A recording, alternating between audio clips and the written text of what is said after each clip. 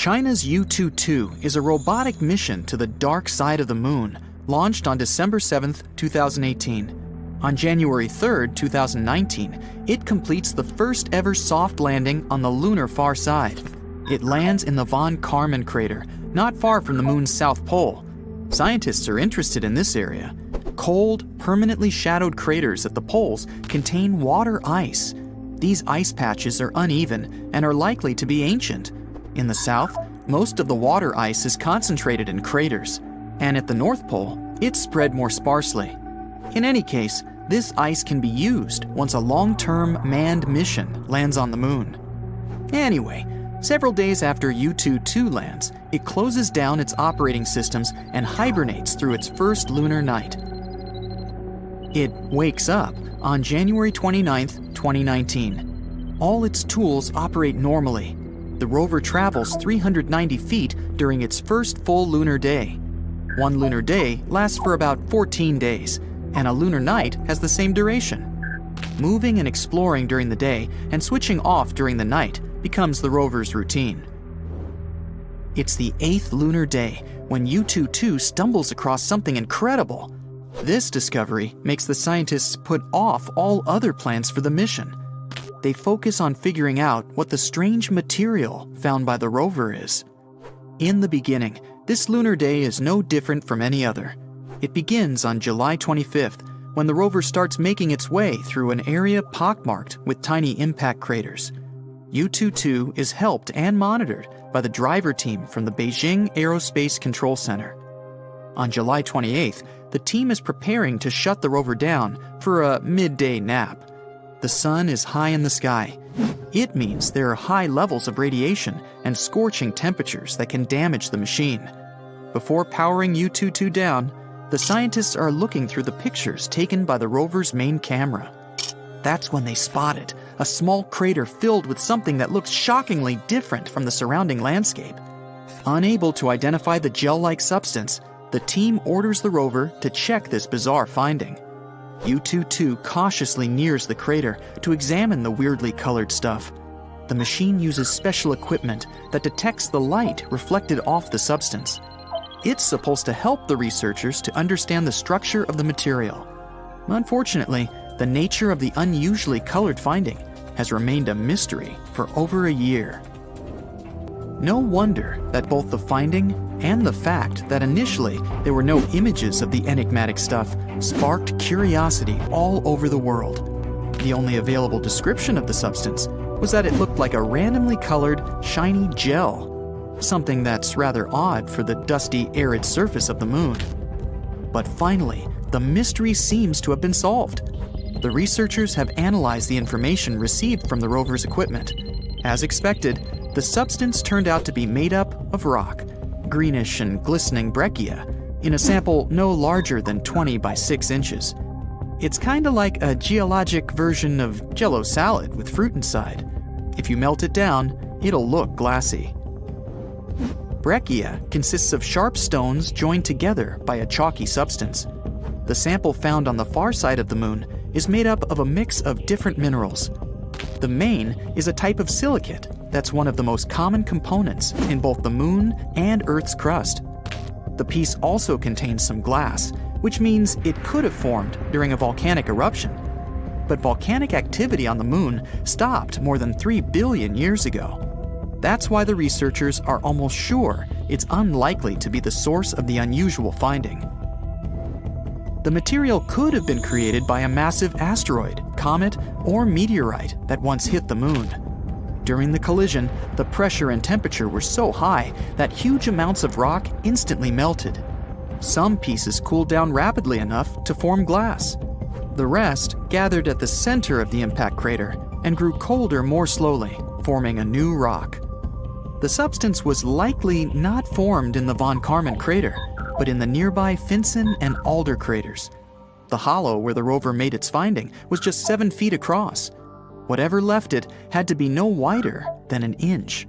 But then, it would be too small to create such a large piece of breccia. It's interesting that the material is similar to the samples collected by the astronauts from NASA's Apollo missions. One of those samples was made of dark broken shards of minerals glued together. It also contained some black, shiny glass. It's not clear, though, whether it's the same as the stuff discovered by U-22. When the rover took photos and made its measurements, it was rather dark in the area. The quality of the images isn't that great. The experts also explained that the mission is examining a previously unexplored area of the Moon. That's why they don't have any samples from that region to compare them with the greenish, shiny substance U-22 found. But if their guesses turn out to be true, then the far side of the Moon might have more in common with the Earth-facing one than we used to think. But what's so special about this dark side of Earth's natural satellite, and why can't we see it? It's all because of the phenomenon known as tidal locking. Earth's only natural satellite rotates around its axis once in 27 days. It's the same amount of time it needs to go round our planet. That's why you always see the same face. To be precise, 59% of the Moon's surface is visible to people. It means that you can catch glimpses of the satellite's far side at some times of the year. The Moon's side we can't see is quite different from the one facing Earth. It doesn't have dark spots that are visible at night. Those are lunar basaltic plains called lunar maria. They were created by ancient volcanic eruptions. Those happened about 3 to 4 billion years ago. Instead of plains, the far surface of the Moon has countless craters and tall mountains. One of the ideas about such a striking difference between the two sides is based on the collision theory. It claims that billions of years ago, Earth collided with another planet or some other massive space body.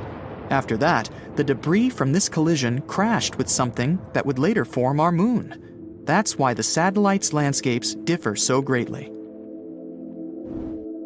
A more recent theory suggests that the Earth-facing part of the Moon is warmer because of the heat radiated by our planet. During the period of volcanic eruptions, it was cooler on the farther side. That's why the minerals there became solid faster.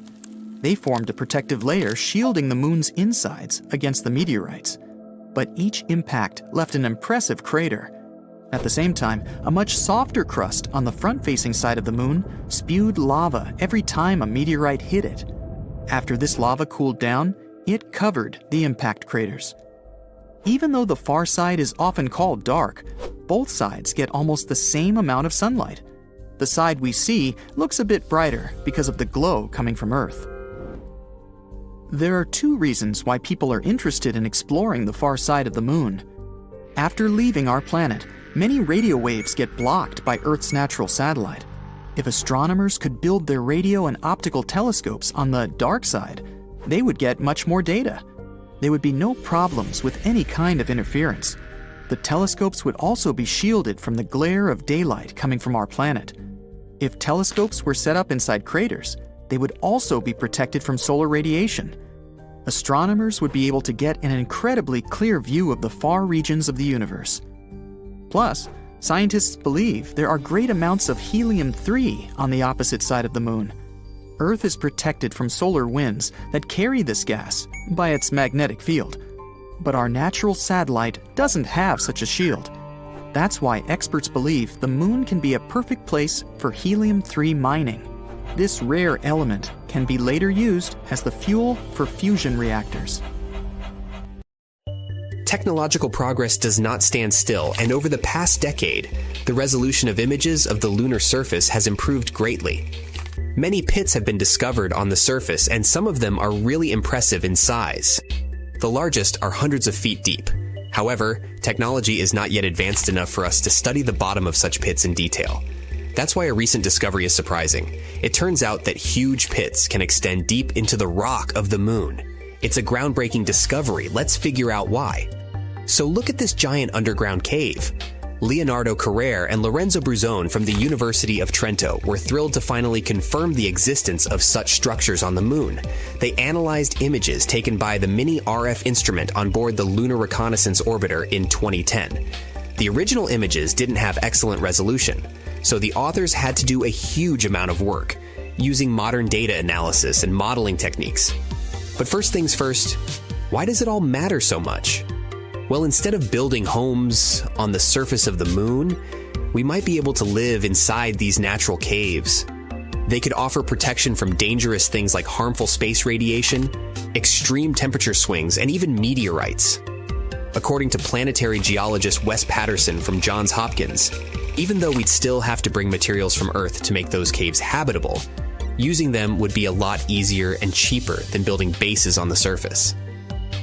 Based on the collected data, the cave is about 150 feet wide and up to 260 feet long, which is just a bit smaller than a football field. It's located in a deep pit called the Mare Tranquillitatis Pit, which likely formed when an ancient lava tube collapsed. Although the moon has no active volcanoes today, billions of years ago, its surface was covered with lava that flowed through valleys, carving out these tubes below the surface. Over time, some of the lava tubes became unstable and collapsed, creating pits like the one in question. NASA's Lunar Reconnaissance Orbiter, LRO, has already found more than 200 of such pits on the moon. It means there could be hundreds of hidden caves waiting to be explored on our satellite. When publishing their findings in Nature Astronomy, the researchers suggested that the caves could offer future astronauts a safe place to live and work, protecting them from the moon's extreme conditions. And extreme they are. One of the biggest challenges of living on the moon is its temperatures. The lunar surface gets extremely hot during the day, reaching about 250 degrees Fahrenheit, and then the temperature drops below minus 200 degrees Fahrenheit at night. But inside the caves, the temperature could stay much more consistent. A separate study done in 2022 used computer simulations to predict that some of those caves could maintain a comfortable temperature of about 63 degrees Fahrenheit. Much easier to manage, right? Unfortunately, getting to the caves won't be easy. The Mare Tranquillitatis cave is over 400 feet below the surface, at the bottom of a steep slope covered in loose debris. It would take some clever engineering to get up and down that slope. The options could be using jetpacks, a lunar elevator, or some other kind of technology. We must find a way to transport astronauts safely. There's also a lot more to discover. Radar technology could help scientists find even more caves and lava tubes on the moon. In the future, a spacecraft with higher resolution radar could even map the insides of the pits that LRO has already found. According to the researchers, this kind of complete survey could help them figure out the best locations for future lunar bases and other explorations. And there's another potential bonus. Those caves could contain water. Scientists have already found frozen water on the moon, under the surface, and in permanently shadowed craters. Tiny amounts are also scattered across the lunar dirt. Water is a critical resource for any moon base, and finding it in the caves could make the idea of living there even more realistic. All in all, this discovery could be a game changer for lunar exploration. Living in natural caves on the moon might be a more practical and safer option than building something on the surface. It could also bring us one step closer to making the moon a place where humans can live and work for the long term. You might think high-tech telescopes let us see every inch of the moon, but that's not true. At our satellite's south pole lie giant craters untouched by sunlight for eons, stuck in pitch black, colder than Pluto, and almost impossible to explore. However, maybe we have to if we want to explore space. Because the darkness hides some must-have resources that will make life and long-distance travel in space possible. Yes, we're talking about water locked up as tiny crystals in the lunar soil. Now, water in space is always good news. You've probably heard that scientists are also obsessed with finding it on Mars. If the red planet has any type of water below its surface, it raises the exciting possibility that life might have existed there. Even microbes would be the biggest discovery in human history. That's why rovers are poking around Martian craters and drilling into the soil like some very dedicated space gardeners. But as incredible as water on Mars would be, water on the moon might be even more valuable to us in the short term. The reasons are simple: the distance and the gravity of the moon. We can reach our satellite in 3 days. That's almost nothing. It takes at least 7 days to reach New York from London via a cruise ship. But more important than the length of the trip is the possibility of using the moon as a pit stop. Stop, refuel, and relaunch so we can resume exploration. The gravity on the moon is only 1/6 as strong as Earth's. That's not just useful for endlessly entertaining yourself by jumping around. This difference means that launching rockets from our satellite is much easier compared to launching them from Earth, which requires a tremendous amount of fuel just to break free from the atmosphere. For example, the Saturn V rocket, which took astronauts to the moon during the Apollo missions, was made up of more than 90% fuel just to get off the ground. On the moon, however, it's much easier to launch a rocket. That means that we could carry heavier loads with less fuel. It's like being able to take a bigger suitcase on your trip. If we can find and use ice on the moon to create rocket fuel, it would turn our satellite into a practical and affordable stop for exploring the solar system. Not to mention that by applying some basic chemistry, we could extract oxygen from water and use it for breathing or rocket engines. Also, astronauts would need water to drink and grow crops on the lunar base. So, what do we know about the latest discoveries? For a long time, scientists thought the moon was completely dry. But in 2009, NASA basically crashed a rocket into a crater. It caused an explosion of ice and vapor, like fireworks, and finally confirmed that the moon had some kind of water. But how much? Well, enough to matter. The data suggests there could be hundreds of millions of tons of water ice locked up in the moon's polar regions. Some estimates roughly say 1.3 trillion pounds. That's about the same weight as 460 million cars. Not exactly lakes, but still a lot. And there still could be more. This water could also contribute to uncovering cool scientific secrets. The ice is ancient, which makes it like a time capsule from the early days of the solar system.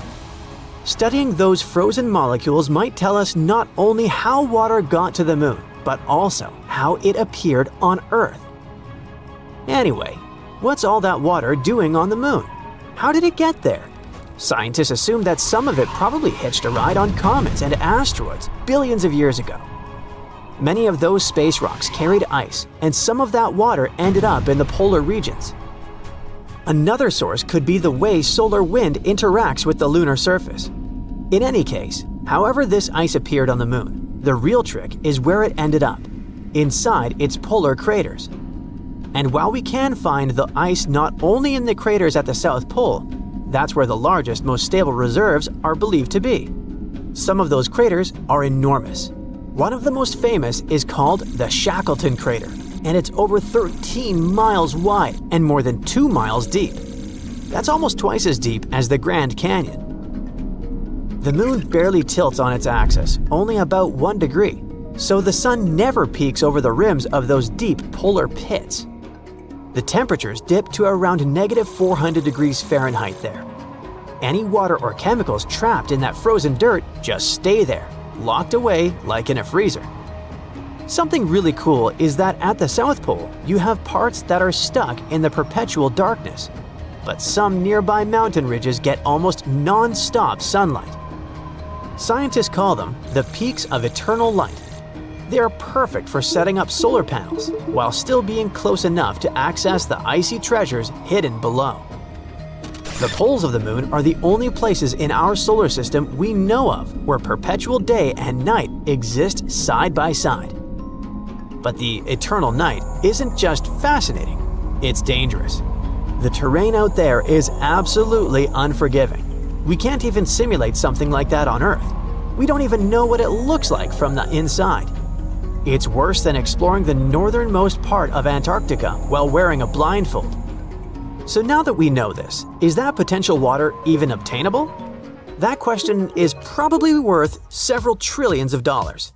Yes, there's water over there, but getting to it won't be like scooping ice cream from a bowl. What we're really talking about are microscopic ice crystals mixed into lunar dust. To make use of it, machines would need to dig and heat up the soil, then capture the vapor before it escapes back into space. And then there's freezing. Even assuming a human or rover could safely reach the bottom of a crater, it'd be almost impossible to navigate. Batteries and equipment probably wouldn't last, and it's impossible to use solar panels or electronics down there. They'd freeze in minutes. However, NASA's Lunar Reconnaissance Orbiter uses all kinds of radars and sensors to sniff out what the crater looks like inside. And now there's an even sharper tool, Shadow Cam. A camera so sensitive it can capture details in light 100 times dimmer than what our eyes can see. Basically, the ultimate night vision device. With it, we can finally map those pits without even setting foot there.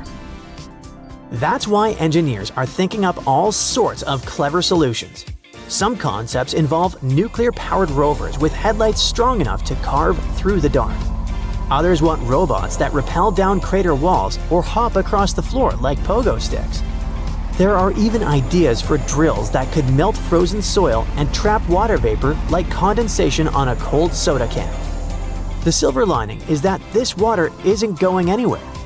Until we improve our technology, the supply will wait for us. That being said, space agencies are already making advancements.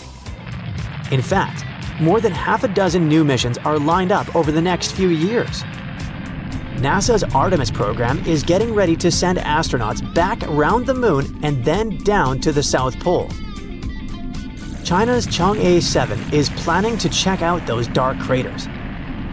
And private companies like Firefly and Blue Origin are gearing up to deliver equipment and experiments. Now, here's a bonus, lesser-known fun fact. The moon smells. When Apollo astronauts brought lunar dust into their landers, it mixed with the oxygen inside and ended up smelling pretty strong. They said it was like burnt gunpowder or fireworks. Lunar dust has nothing to do with gunpowder, but its particles are highly reactive. After sitting in space for billions of years, they reacted instantly with oxygen in the cabin, creating that smoky odor.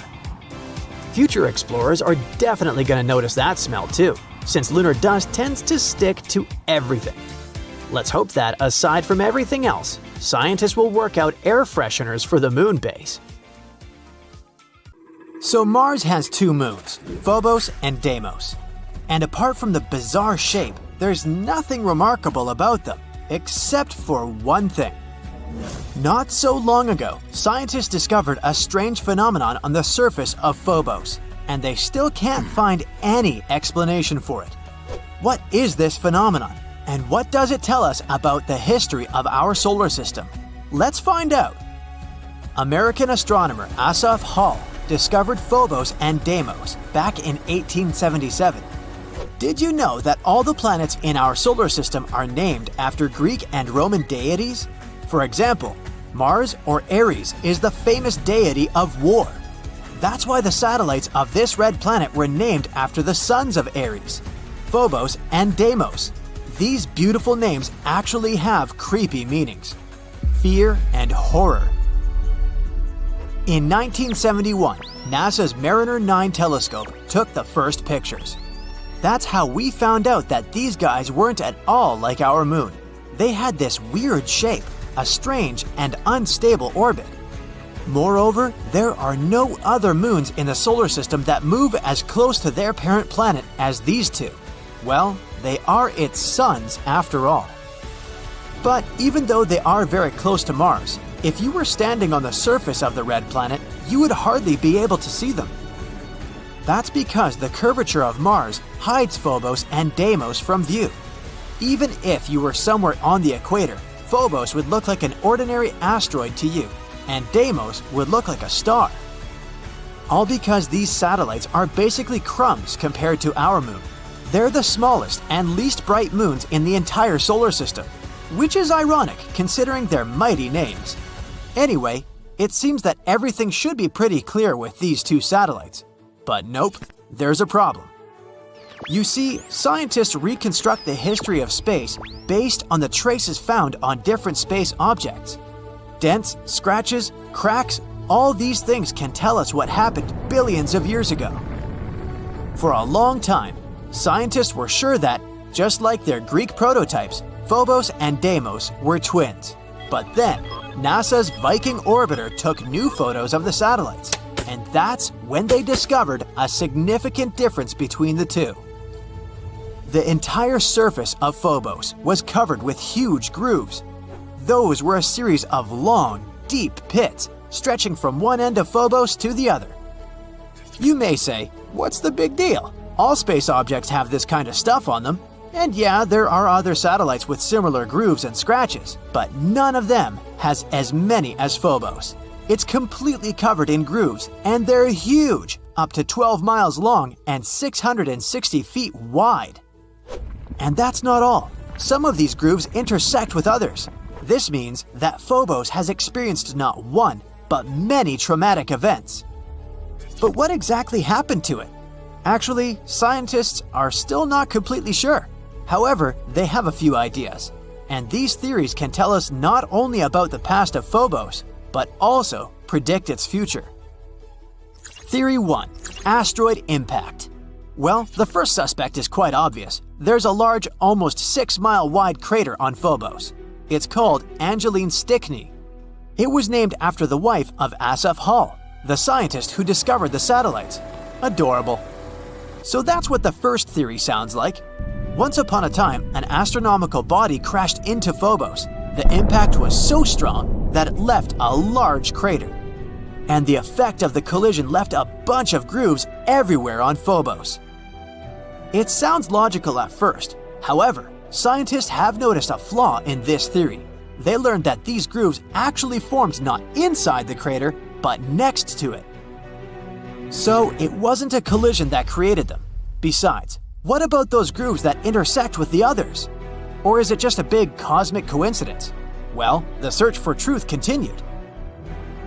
Theory 2. It's all because of space debris. Yes, there's a difference between these two theories. In this case, the grooves aren't a direct consequence of the collision. Rather, it goes something like this. Something crashed into Phobos. This impact caused a bunch of rocks to be thrown into space. Some of them were lost in the universe forever, but others were small enough to be pulled back to Phobos. Passing next to the moon at a steep angle, they would crash into it, jumping away, and so on. And since the gravity of Phobos is very weak, perhaps they couldn't stick to it. In other words, these rocks were continuously pulled toward and pushed off of the satellite for many, many years. This theory explains the intersecting grooves. It's because the rocks were constantly falling into those places. It sounds quite logical, but there's another problem. We don't see any boulders on Mars or on the surface of its moons. But all this debris was supposed to get trapped by gravity and remain somewhere in the planet's orbit. This, or simply become part of Phobos. In other words, if this were true, we'd find evidence of this theory under layers of dust. But that didn't happen, so this explanation didn't satisfy astronomers either. Therefore, they continued to look for the culprit. Maybe the grooves have nothing to do with Stickney Crater at all. Maybe the real culprit is something else, something even more powerful. Could it be Mars itself? Theory 3. Mars is a twist villain. The previous theories imply that Phobos and Deimos were originally pieces of Mars. Like once upon a time they broke away from it and became satellites, just like our moon. But what if that wasn't the case? Observations made by NASA's Mars Global Surveyor show that Phobos and Deimos are made up of elements which are mainly found in meteorites and asteroids. So, what if Phobos and Deimos are asteroids? There's an asteroid belt between Mars and Jupiter. Given the size, shape, and composition of Phobos and Deimos, scientists have suggested that once upon a time they belonged to this belt. However, one day they flew out of it, and then gravity pulled them to Mars. This phenomenon is called asteroid capture. It's very strange though. Yeah, the asteroid capture isn't uncommon, but these two have been flying next to Mars for what, billions of years? It's weird that their orbits have remained the same. In addition, the atmosphere of Mars is very rarefied, and because of this, it could hardly capture any asteroids. In theory, they should have separated from Mars at the first opportunity. However, this didn't happen. It means that somehow they got stuck, and Mars immediately began to destroy them. Yep, an unexpected twist. In this version, Mars turns out to be a villain. By studying the past, we've found some evidence of future crimes. the mysterious grooves of Phobos could be caused by tidal forces between Mars and Phobos. The Moon and Earth also exchange these, slightly distorting each other. But since Phobos is much closer to Mars, the impact of gravitational forces is much stronger. In other words, the gravity of Mars is gradually destroying Phobos.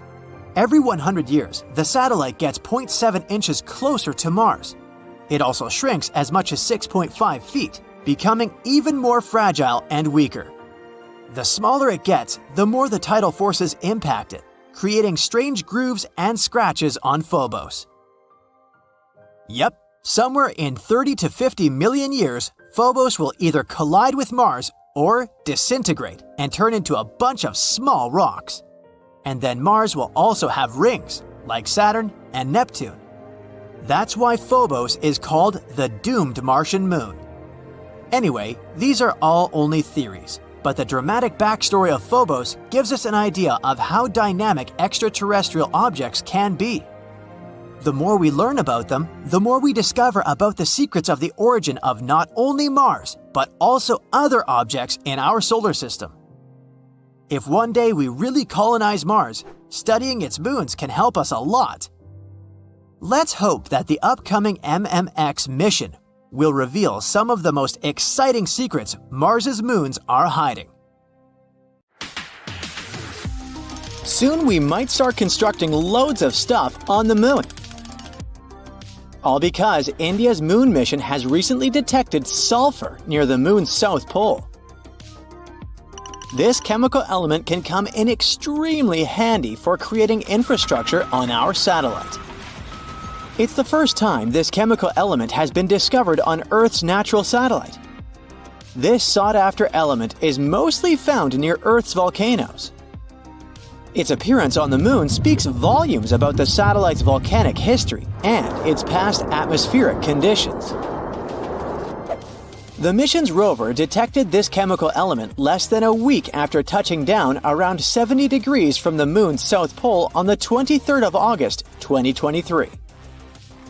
This historic landing on the lunar surface made India the fourth country to safely land a mission on the moon.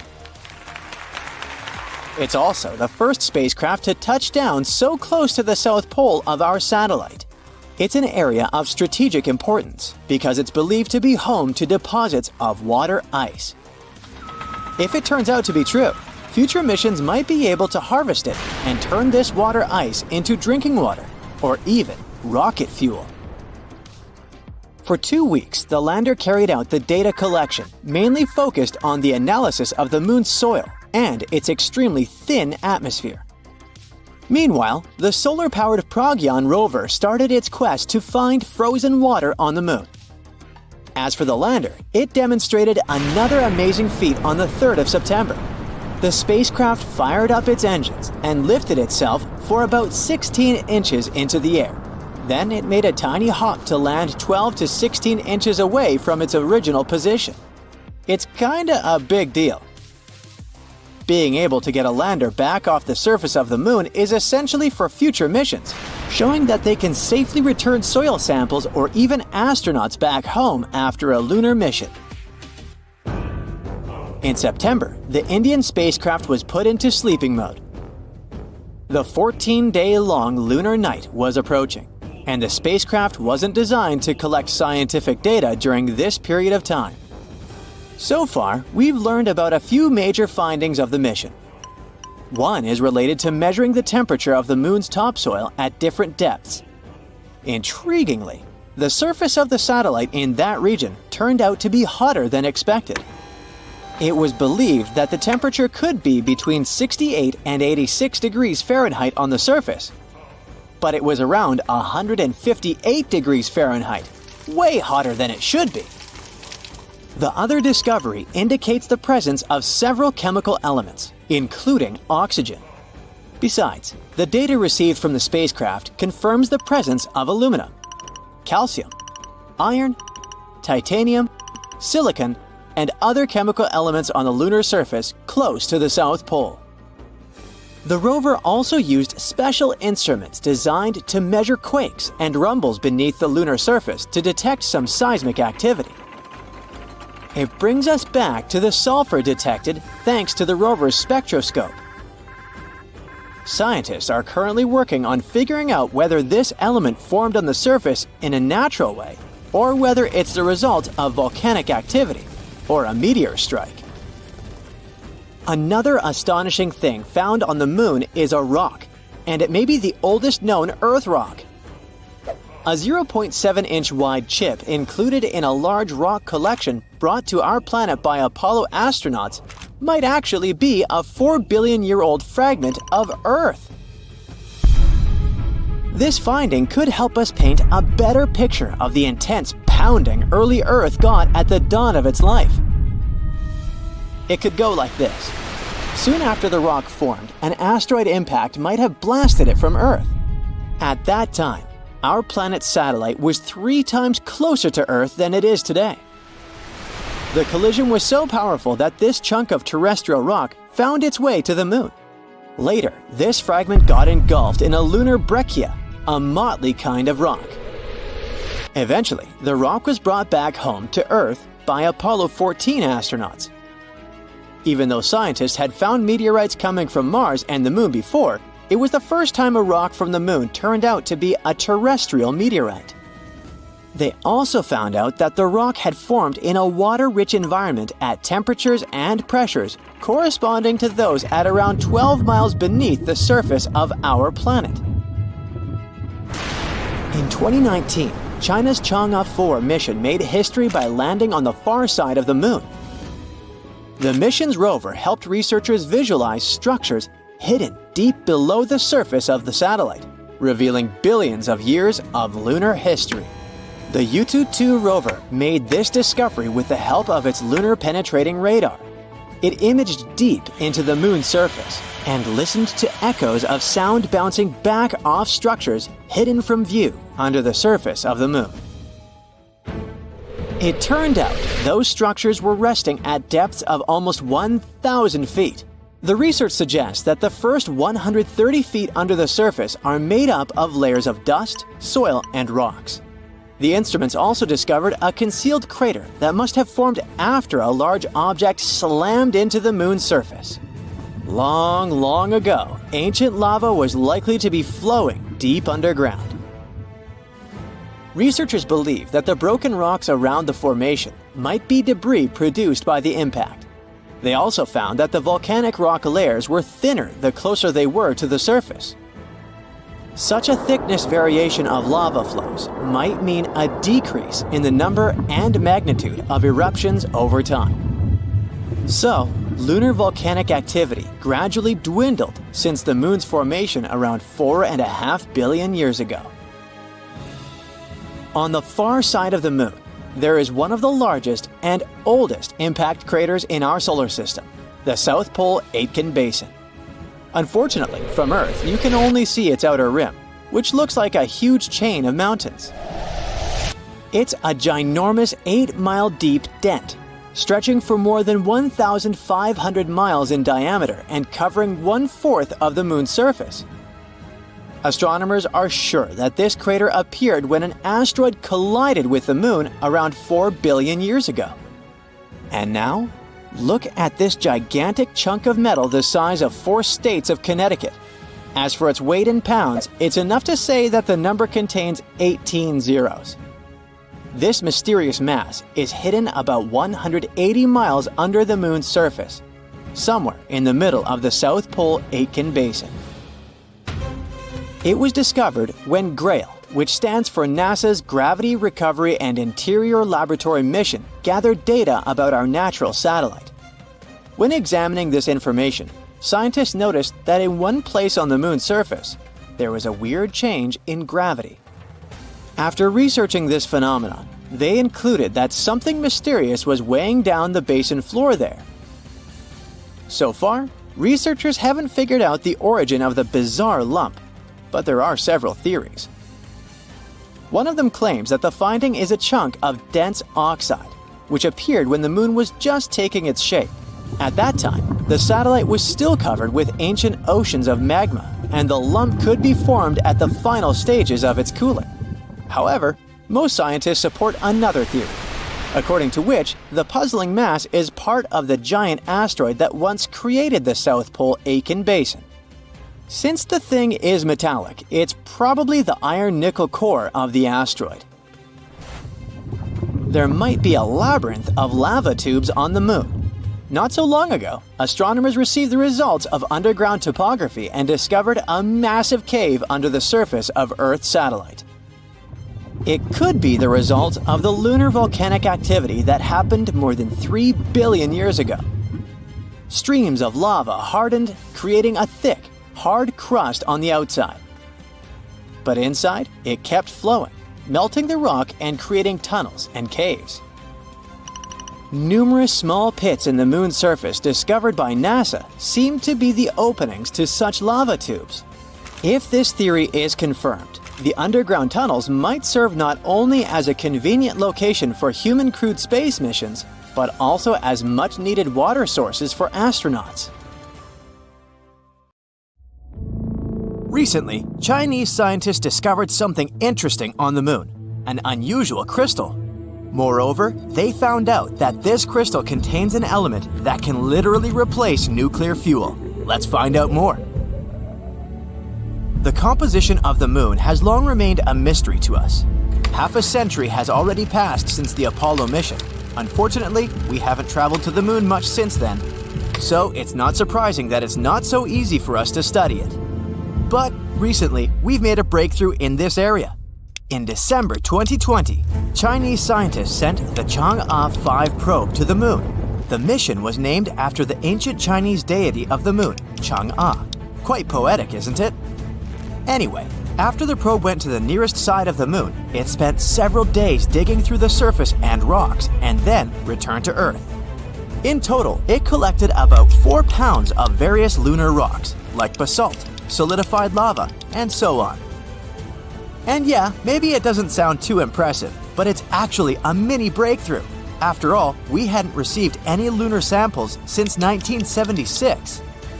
And these samples are very important for learning the history of our world. We've been struggling for many years to find out, for example, how the Moon was born at all. Yes, there were a lot of theories, but we still couldn't find any proper evidence for any of them.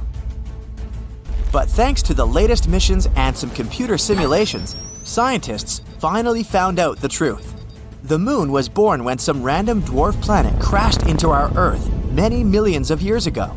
This dwarf planet was slightly smaller than Mars.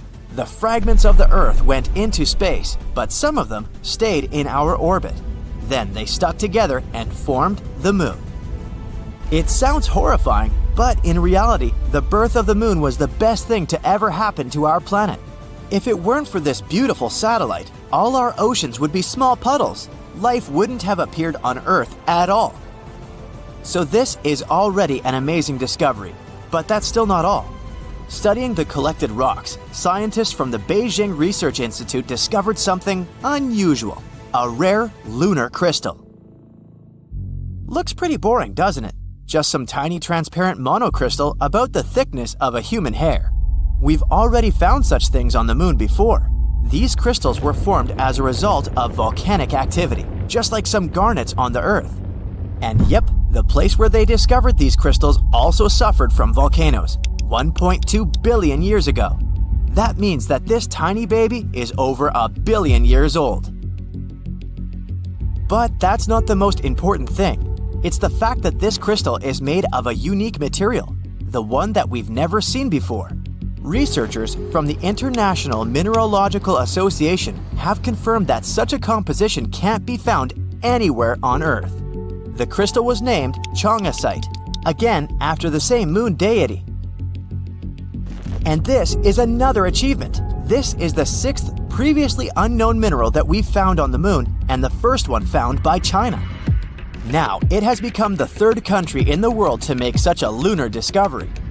However, this tiny crystal still wasn't the only remarkable thing they found. After studying this gem and about 140,000 other lunar particles, scientists have discovered something else. They found helium-3. Why is it so important? Because this is one of the elements that feed the sun and other stars in our universe. tend to say stuff like, put out the sun is burning, and so on. And this is one of the reasons why many people actually think that the sun is a huge fireball. But it's not. Its burning is actually a completely different process, which is called nuclear fusion. The process itself is quite simple. During this reaction, hydrogen in the star turns into helium. But this simple process is actually one of the most violent and insane reactions in the universe. There's a real boiling broth of particles inside the sun. The hydrogen nuclei that jump and rush there are constantly repelling each other since all of them are positively charged. And so they could continue to boil and chill around without bothering anyone if it weren't for the stars. The stars turned out to be cheaters. They have such strong gravity that they basically grab billions of these little atoms and squeeze them together. Combining with each other, these atoms create new heavy elements, like the mentioned helium. And when this happens, they throw a lot of energy into space. And that's how the sun burns. At the same time, it spreads so much energy that we can't even imagine. Okay, so what is helium-3? Well, this is an element to which even the sun can say, "Whoa, dude, you should calm down." The fusion of helium-3 atoms releases even more energy than in typical nuclear fusion. And most importantly, it doesn't pollute the atmosphere with harmful things like radiation. We have very, very little helium-3 on Earth. Its prevalence in our atmosphere is about 1 in a million. And besides, it's constantly trying to escape from us back into space. Probably feels some bad vibes from us. However, scientists have recently found out that there's a place that contains a lot of this element. Yep, you guessed it, it's the moon. We think that there's more helium-3 on the moon than on Earth because of the solar winds. The sun has been hammering on the moon with its helium-3 for billions of years, so now it's all over the place. It's still not too much if you compare it, for example, with Jupiter or Saturn. But don't forget how much energy it can release. For your information, with only 25 tons of helium-3, it's possible to provide America with energy for an entire year. Now, there are 35,000 tons of it here on Earth, and more than 1 million tons on the moon. Only these sources could feed the entire US for thousands of years. So basically, in the future, helium-3 may become a new source of fuel. And it's better than nuclear fuel in basically everything. Helium-3 won't leave any harmful waste and radiation. It's more powerful and not that dangerous. In other words, this environmentally friendly and efficient energy could be a revolution for our planet. Sounds cool, huh? So, what are we waiting for? Grab the shovels, you might say. But there's a little problem here.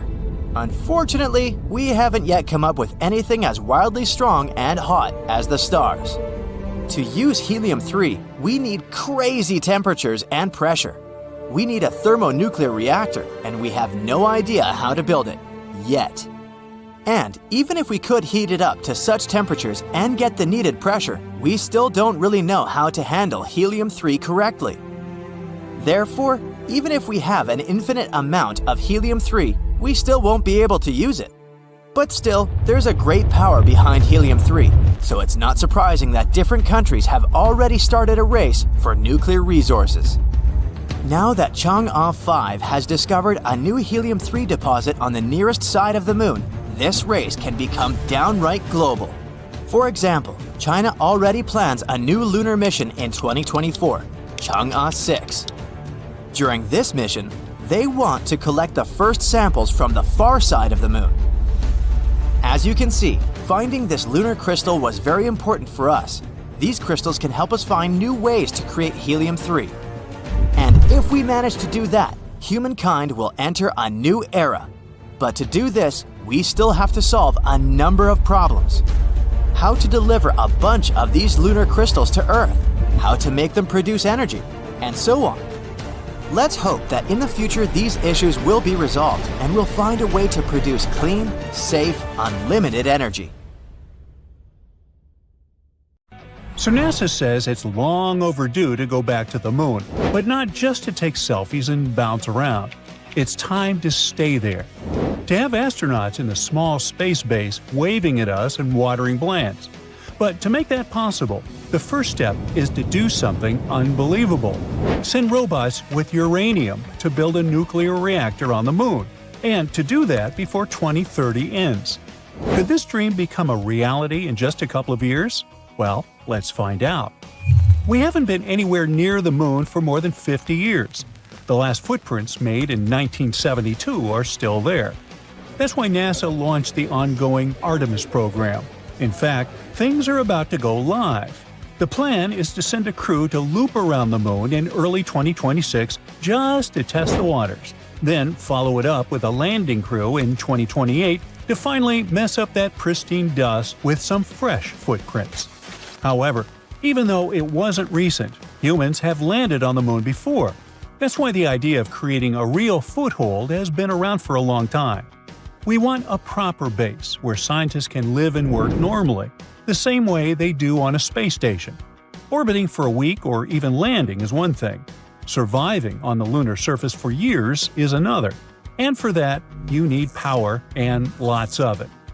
A moon base needs life support running non-stop for creating air, heating, and computers, for communication with Earth, for all those machines drilling into the surface and systems extracting water from the ground. If power fails, everything is doomed. Using solar panels would seem like the obvious first choice. On the moon, a full day lasts about 29 Earth days. That's a lot of sunlight to collect energy from. But the moon doesn't do day and night like we do.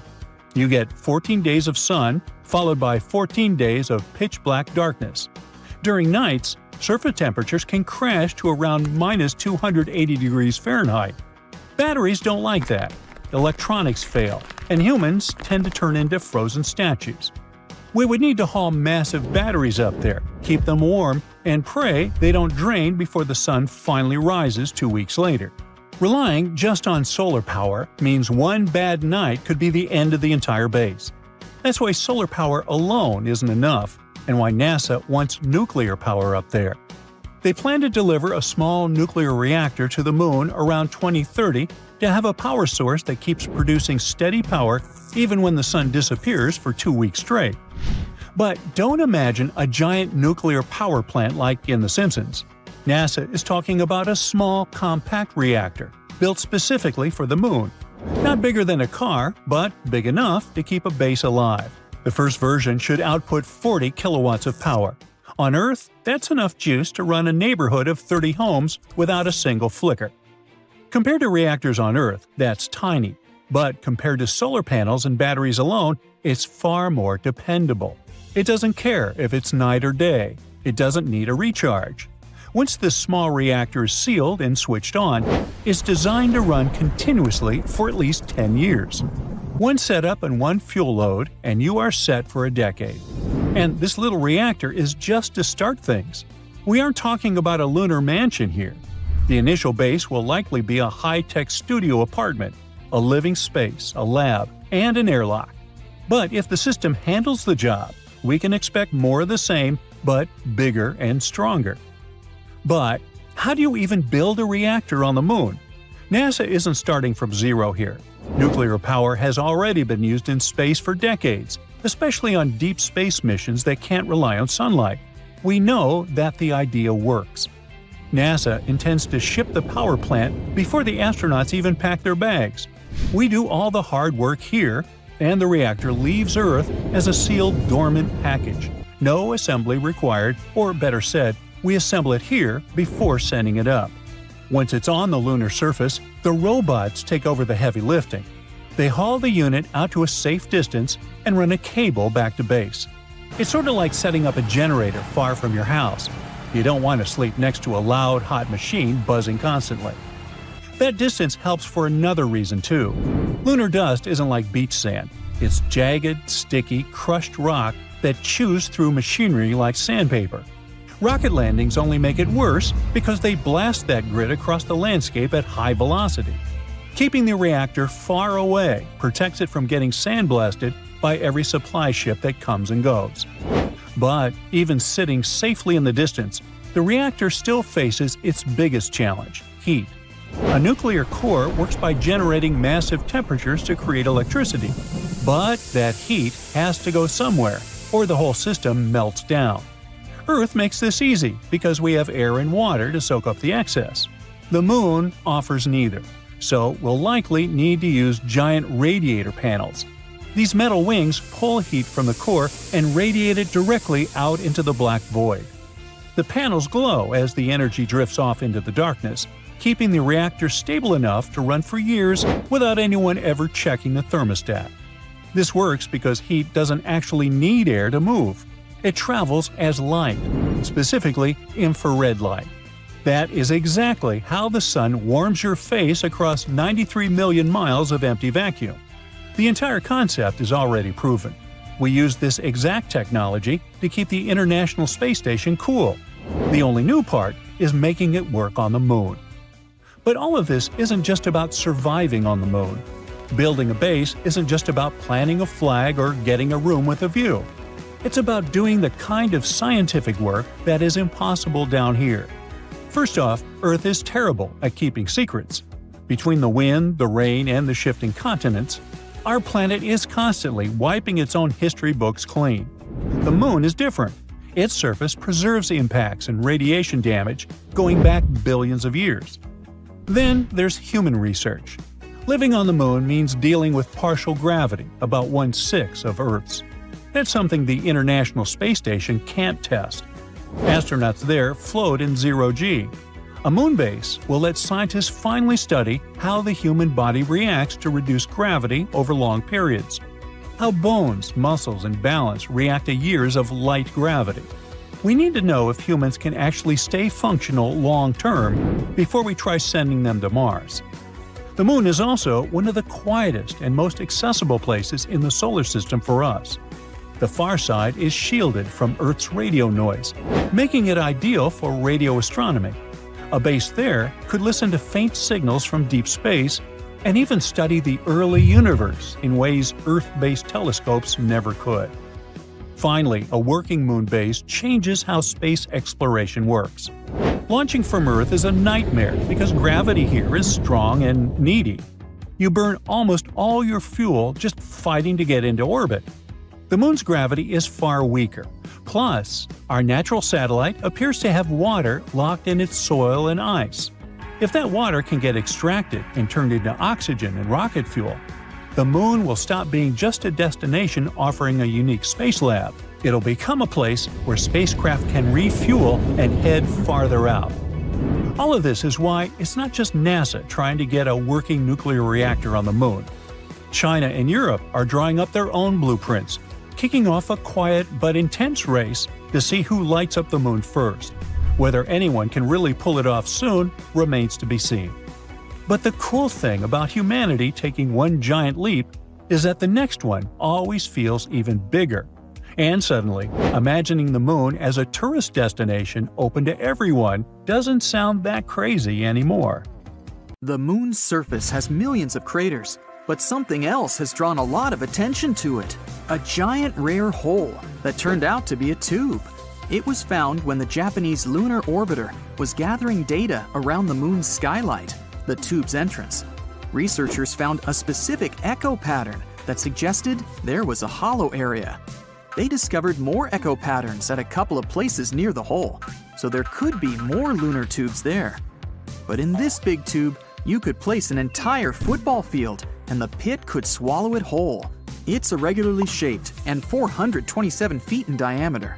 Scientists think that there could be secret caves, a tunnel system, or an entire geological wonderland under the surface. It could be a good shelter for astronauts that land on the Moon, or even be a harbor for a lunar colony. No one ever managed to stay on the Moon for more than 3 days because of the conditions on the satellite. It has a wide range of temperatures, low atmosphere, and no magnetic field that would protect life on the surface from things like radiation or harsh sun rays. Astronauts wear spacesuits, but they can't protect them over long periods of time. But a lava tube could. When a lava flow cools, it gets a hard crust, which later thickens and creates a roof over that same lava. It continues to flow, but when it stops, the channel can drain, which results in an empty tube. Our planet also has lava tubes, but they're not as big as the one found on the moon. There's a special type of tree called a moon tree. It's grown from seeds that were taken into space during one of the missions and then returned back to Earth. You can find this kind of tree growing across the US. Earth is 27% bigger than the moon and far more massive. Our gravity is stronger. If you drop a rock on the Earth, it will fall faster. 150 pounds on Earth is just 25 pounds on the moon. The Earth has numerous satellites circling around it, but the moon is the only natural one. Our moon was formed during a big collision of the Earth and one more planet the size of Mars.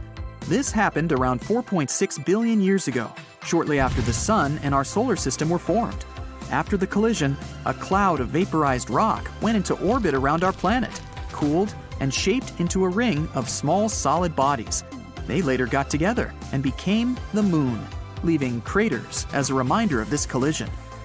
If you're standing on the surface of the moon, your shadow will be darker than on Earth. This is because there's no atmosphere to scatter light and create lighter shadows. One of Jupiter's moons, Io, has hundreds of volcanoes and pretty wild eruptions, sometimes sending plumes 250 miles into the atmosphere. These eruptions happen because of the extremely strong gravity this moon is exposed to. Its insides tense up and relax in those periods when it gets closer to and then further from Jupiter, which generates enough energy for insane volcanic activity. It's not just planets, even quite small space bodies sometimes have moons. In 1993, researchers discovered a 20-mile-wide asteroid and its 1-mile-wide moon. You'd need 400,000 moons to match the brightness of our central star, the Sun. The moon reflects the light it gets from the Sun, but it doesn't produce its own. That brightness depends on the angle between the moon, the Earth, and the Sun. Our moon is around 32 Earths away from us, and 29 Earths at its closest. When the night is dark and clear, it seems like you can touch a full moon. But if you wanted to do it, you'd have to travel up to 250,000 miles. Still, there is water on the moon. Not puddles or lakes, but grains of water ice exist in permanently shadowed parts near the moon's poles. Scientists think that water got on the moon a long time ago, during a period when both the moon and Earth were constantly struck by asteroids and comets, which contained water ice. This process may have even helped us get our own lakes and oceans, not just the moon's icy water. Newer research says that the moon's interior already had water, and it went to the surface during volcanic activity. The same might have happened on our planet too. Out of 200 moons in our solar system, our moon is the 5th biggest one. Jupiter's moon Ganymede is the biggest one, almost 1.5 times bigger than ours. Apollo 11 was the mission where humankind first landed on the moon. It was a very important moment, broadcast all over the world. But it was almost interrupted by a huge windstorm that was going on in Australia back then. Parker Dish was placed there, which was something we used to get the broadcast signals from the moon. The moon is not a perfect circle. It's more in the shape of an egg, with the thicker end pointing toward us. This shape is derived from its rotation. A full moon can keep you awake. Studies showed that people experienced less deep sleep, and it took them longer to fall asleep during the full moon period. It wasn't about its brightness, but the lunar cycle that influences our internal body clock. Each year, the moon is moving away from Earth because of the interaction between the moon's gravitational force and our oceans. In 1 year, it moves around 1.5 inches away, which means that in around 600 million years, it will be 14,600 miles further from Earth than it is now. This number isn't accidental. That's the time when total solar eclipses will stop happening. Humankind hasn't set foot on the moon in a few decades, but footprints there are still fresh because there are no winds up there, so these tracks can stay there for millions of years. The moon has its own time zone called Lunar Standard Time. Time is different on the moon, so a year there is divided into 12 days, considering each is as long as our month. Days got named after astronauts who walked on the moon. The moon calendar starts the moment Neil Armstrong stepped onto the moon in 1969. There are possible energy sources for living beings on one of Saturn's moons. It has an ocean under the surface, and it may feature some chemical reactions similar to those that help certain forms of life on our planet survive. The moon used to have active volcanoes, probably during the time of the dinosaurs. Molten lava hardened on its surface billions of years ago, which helped create unique lunar craters, but the volcanoes have been dormant for a long time now. The moon has earthquakes, or rather, moonquakes. Just like our planet, the moon also has a crust that goes through changes and shifts. Shaking occurs when its crust warms and expands, or it can even be caused by meteorite impacts. Moonquakes are not as strong as earthquakes, but can last way longer since the moon doesn't have enough water to prevent seismic vibrations. The moon has a big range of temperatures because it doesn't have an atmosphere. During the day, it can go up to 200 degrees Fahrenheit, but at its poles, the temperature is around -400 degrees Fahrenheit. In 2019, astronauts discovered a strange space phenomenon. The moon was crossing in front of the sun, and at one moment, it seemed like it stopped and then started moving backward. It's the same optical illusion like when you're driving on the highway and pass a car that's slower than you. At one moment, as you move ahead, it may appear like it's going backward. The crust of the moon is not equally thick in all its parts. Some are up to 37 miles thick, while others are much thinner. The moon itself doesn't change colors. When sunlight goes through our atmosphere, it reflects off the moon and makes us see it as pink or red. Sometimes there are particles of dust sent into the atmosphere, and, in combination with sunlight, they give the moon an orange glow. The moon doesn't have a dark side. There's only a far side that we can't see from the Earth. The moon spins on its axis once and makes a circle around the Earth, all in the same amount of time, which is why we only see its one face the entire time. All planets in our solar system have at least one moon, except for Mercury and Venus. Mercury has less mass than our planet, so its gravity is lower than ours, around 38% of the Earth's gravity. That means 100 pounds on Earth would be 38 pounds on Mercury. Because of the weaker gravity, and since it's so close to the Sun, Mercury wouldn't be able to have its own moon. It would probably crash into Mercury, or even go into orbit around the Sun, and someday even get pulled into it. Venus most likely doesn't have its moon because it's also too close to the Sun. Hey, does anyone remember the gold rush? Back in the 19th century, prospectors were flooding California rivers with a pan in hand, chasing wealth. Well, scientists now say it might be time for the moon rush. Because apparently, precious metals worth over $1 trillion could be hiding underneath the surface of the moon. That's a lot of money. However, can we really reach it? And if so, who does it belong to? If you have ever paid close attention to the pictures of the moon, you probably noticed a lot of holes and craters. Our satellite is like a giant Swiss cheese. It has over 1.3 million craters, if you count those larger than 0.6 miles. But today, we're focusing on about 6,500 really big ones, those over 12 miles wide. Those were not made by little green men or little green moles, but rather by asteroids crashing into the moon since eternity. Scientists compared moon scans to meteorites, and after crunching the numbers, they think there could be a fortune in platinum hiding in those craters. What's exciting is that many of these resources could be just a few feet beneath the surface. The moon doesn't have an atmosphere like Earth, so there's no wind, rain, or earthquakes messing things up. That means those asteroid crashes left their priceless metals pretty much right where they landed, undisturbed in lunar dust for millions of years. With each crater like a giant space bowl catching platinum, iridium, palladium, and other metals. On Earth, we have to drill super deep just to get a tiny bit of these. By the way, did you know that most of the mineable gold on Earth likely came from ancient meteorites? When Earth first formed, almost all the original gold sank into the core. The stuff we can actually dig up today is probably what's left when space rocks slammed into the crust billions of years ago. So maybe you wonder why not reach for the asteroids and mine there? Well, that's because they're out of reach. Yes, in theory, it would be possible to mine from asteroids, but obviously the moon is way closer and easier to get to than any other giant rocks floating in space. We've already walked on it and brought back pieces of it to Earth. so it's fair to say we are familiar with it. This makes mining it a much smarter step than chasing unpredictable asteroids.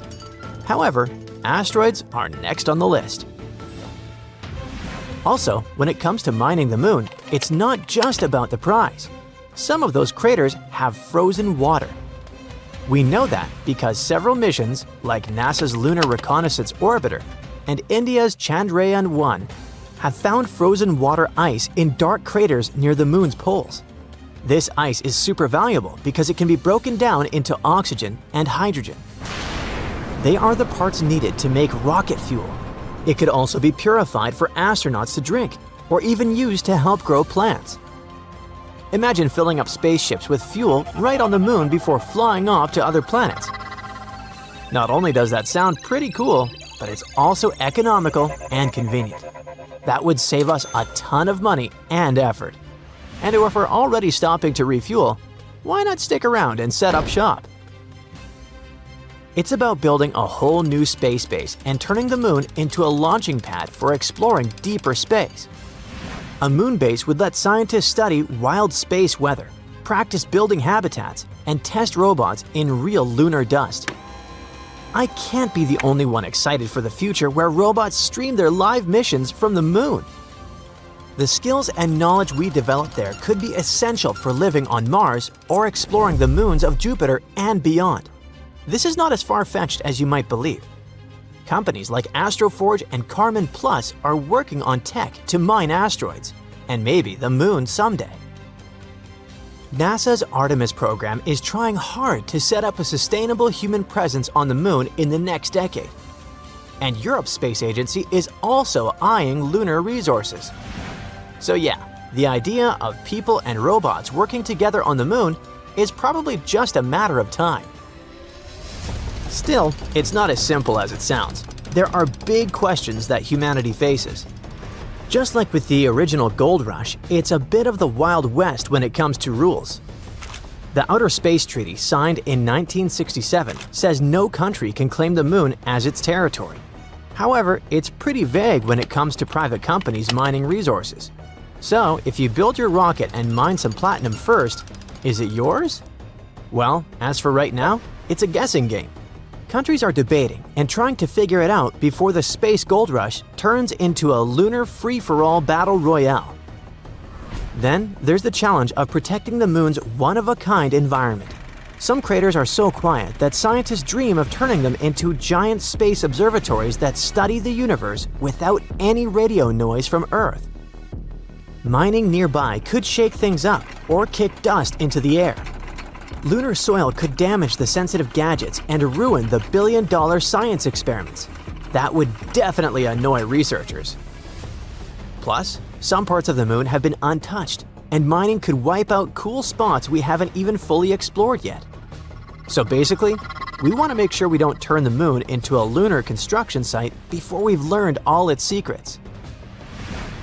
That's why some experts suggest setting up protected zones on the moon, like national parks here on Earth, where mining and heavy machines just aren't allowed. That way, we get the benefits of lunar resources but keep the moon's most important areas safe for research and discovery.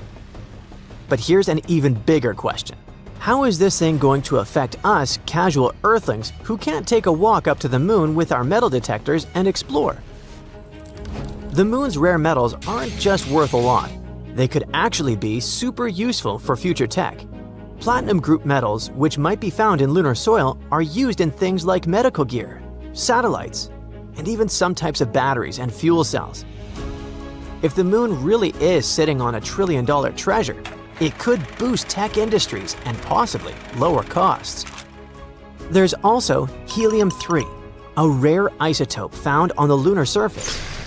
Scientists think it could someday be used for nuclear fusion, providing a clean, powerful source of energy that doesn't create greenhouse gases or long-term radioactive waste. If fusion becomes possible, even small amounts of helium-3 could power entire cities. One cool perk of using resources from space is that we could cut down on all the digging and pollution here on Earth. That means less damage to our environment and more sustainable ways to keep up with our growing population's needs.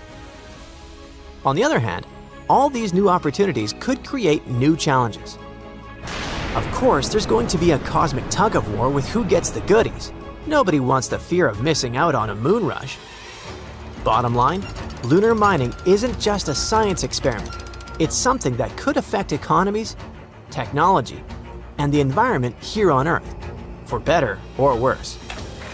When I was a kid, hundreds of years ago, we had the moon bases on the covers of our science books. One of the reasons why moon landing projects became so rare is that it just wasn't financially viable.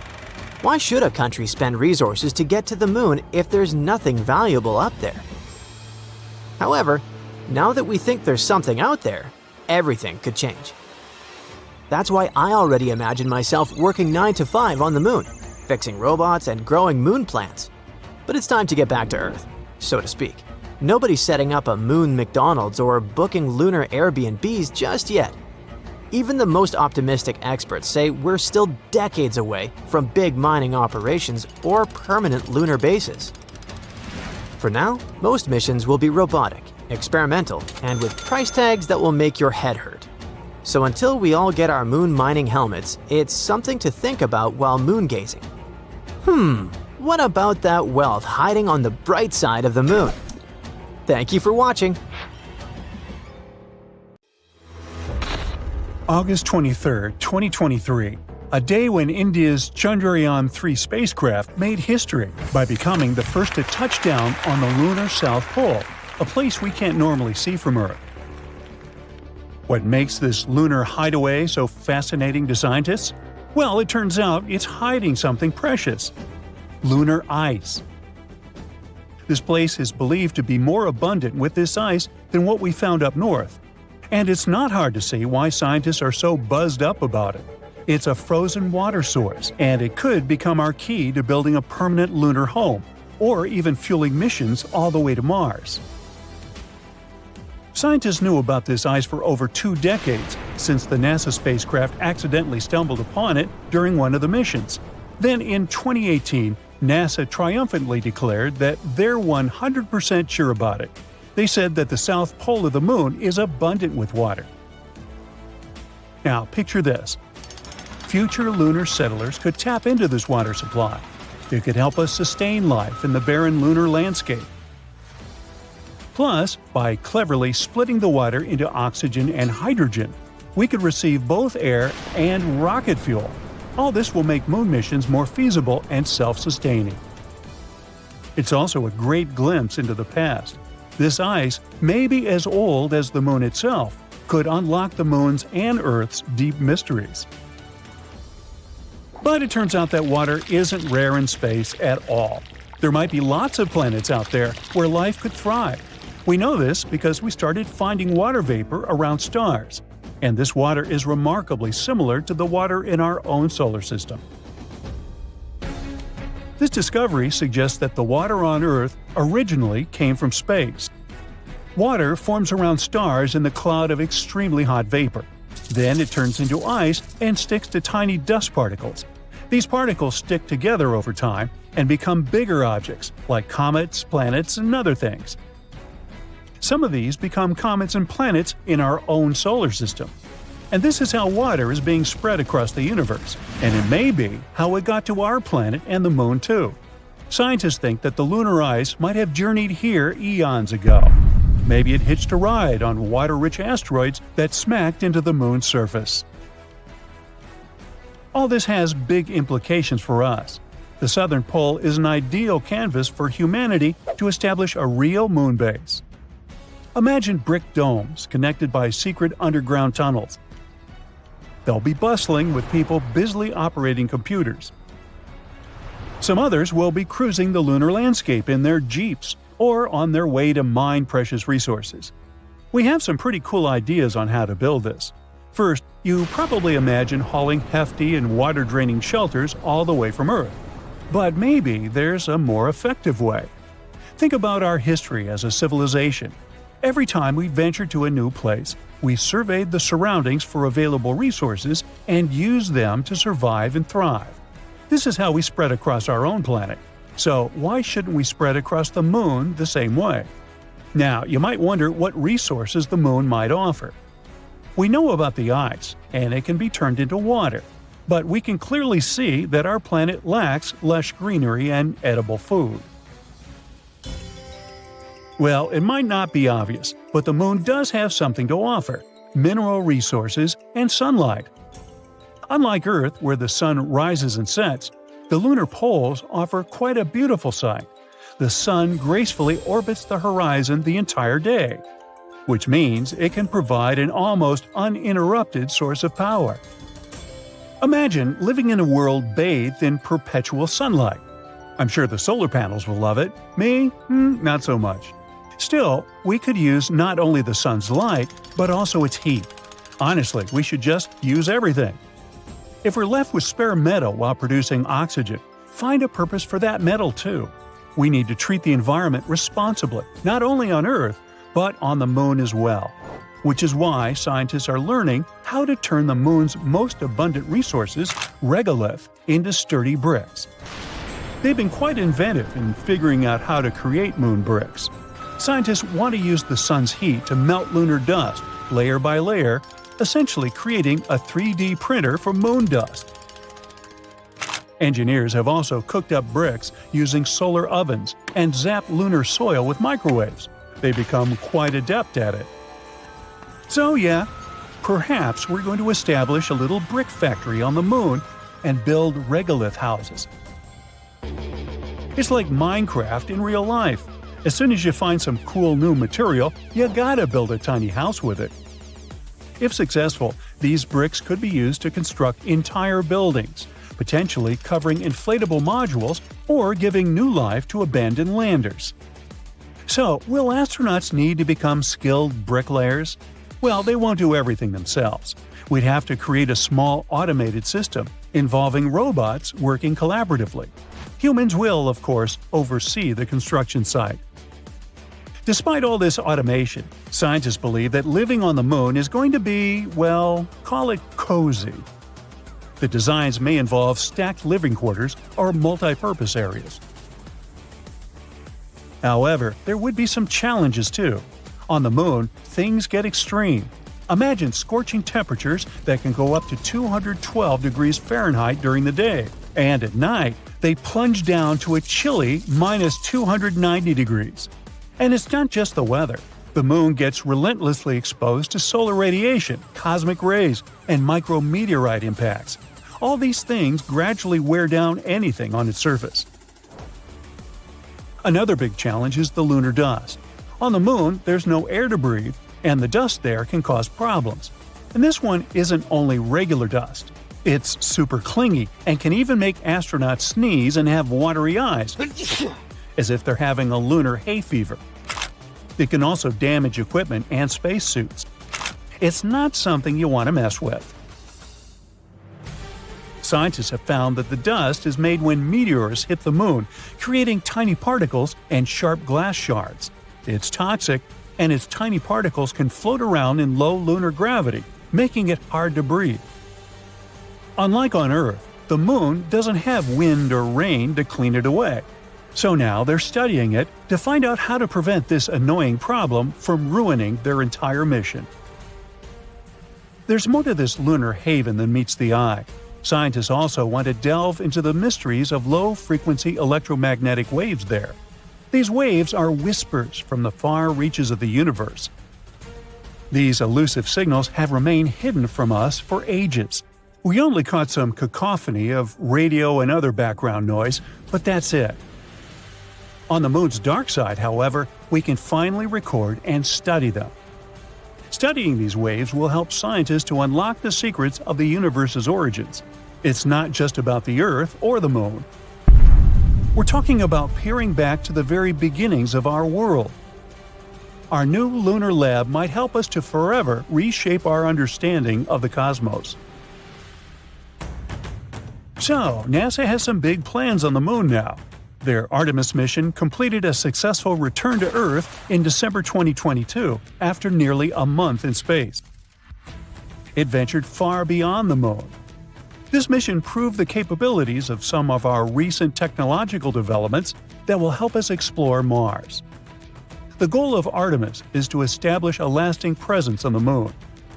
They want to create a gateway, like a space station in orbit around the satellite, to help with the landings. Artemis 2 is set to carry astronauts to lunar orbit in 2024, and during Artemis 3, which should take place in the mid-2020s, 2 astronauts will touch down near the Moon's south pole. It's quite possible that the lunar base will be built within the next couple of decades. So, stay tuned. The Moon is rusting, and chances are it's happening because of Earth. You'd say that since they're more than 230,000 miles apart, they can hardly directly influence each other in such a way, but they do actually have a special connection. The Moon affects our home planet as well, and you can see it while observing ocean tides. As Earth rotates, the Moon's gravitational force pulls the water on the nearest side of Earth. It creates a bulge. At the same time, another bulge forms on the opposite side because our planet rotates and it causes a centrifugal force. And then, the planet continues to rotate underneath these bulges, which is why we have 2 low and 2 high tides every day. Plus, the Moon wobbles every now and then, tilts more or less, and causes changes in ocean tides. And in return, Earth's atmosphere is making our satellite rusty. Rust is that reddish substance you see on old gates or nails. Oh, and you know Vermilion Cliffs and the Grand Canyon? They also have that specific red color, thanks to rusty iron in the rocks. It forms when iron reacts with oxygen and water. Rust is common even on Mars. The planet's trademark color comes from the rust that's been there for a very long time. That's how the red planet got its nickname in the first place. Normally, you wouldn't say the Moon is a place that would rust that easily since it's dry and doesn't really have an atmosphere. But a spacecraft studied the Moon back in 2008 and detected spectra, wavelengths of light, that were reflecting off different surfaces of the Moon. That's why it could analyze the lunar surface better. The data it brought showed that the lunar poles had different compositions than the rest of the Moon. They had rocks that contained a lot of hematite. That's a specific type of iron oxide, or simply rust. No one expected that because there shouldn't be so much rust on the Moon, considering the conditions there. But we know that there's some water up there on the surface of our satellite. That's why a few new theories popped out about different materials the Moon could be hiding. It's possible that they formed because water had reacted with the rocks. For iron to get this rusty hue, it needs something we call an oxidizer. That's a molecule that removes electrons from materials like iron, such as oxygen. But the solar wind keeps hitting the Moon all the time, and it brings hydrogen with it. And hydrogen has the opposite effect. It gives electrons to other molecules. Earth has its shield from the solar wind. It's our magnetic field. But the Moon doesn't have such protection, and because of that, rust shouldn't be able to form on its surface. But this process still happens, and it could be Earth's fault. The Moon itself doesn't have an atmosphere that could provide enough oxygen for iron to rust. But apparently, our planet is generous enough to donate some of its own atmosphere. The oxygen from our atmosphere travels all the way to the Moon, following something called magnetotail. That's a long extension of Earth's magnetic field, which can reach the near side of the Moon. That's exactly where most of the hematite was found. And during a full moon, the magnetotail blocks 99% of the solar wind, which would normally influence the Moon more. It's like there's a temporary curtain over its surface, which gives enough time for rust to form. But there's still one important thing necessary for the appearance of rust: water. It's not like you can find water that easily if you decide to take a walk across the Moon. Most of it is frozen and hidden in areas that always remain in cold shadows. Those spots are far away from where most of the hematite was discovered, so it's hard to tell how the water got there. But there's an interesting idea. All those dust particles that hit the Moon might be freeing free molecules of water that are locked in the surface layer of the satellite. This is how water ends up mixed with iron. We don't know exactly what these dust particles consist of. They might be carrying some water too. As they hit the lunar surface, this might create heat, which boosts the oxidation process, and more rust forms. So, our planet does certain things that change the moon, but humans do the same. A probe that landed on the lunar surface back in 1959 was the first human-made object that touched the moon. That's also when we started altering the moon in unpredictable ways. Scientists call this the lunar Anthropocene. It's like an analogy with Earth's Anthropocene, a period when human activity made an impact on the planet. It's not like we can choose a certain starting point when such an activity began. But we now know that things we have done over the history of our existence have really changed the environment of our home planet. We don't have any people living on the moon yet, but we've already left some traces there. After humans first came to the moon, we've had many missions there. We left some landers and flags, moved lunar soil, brought golf balls, scientific equipment, and even some human waste.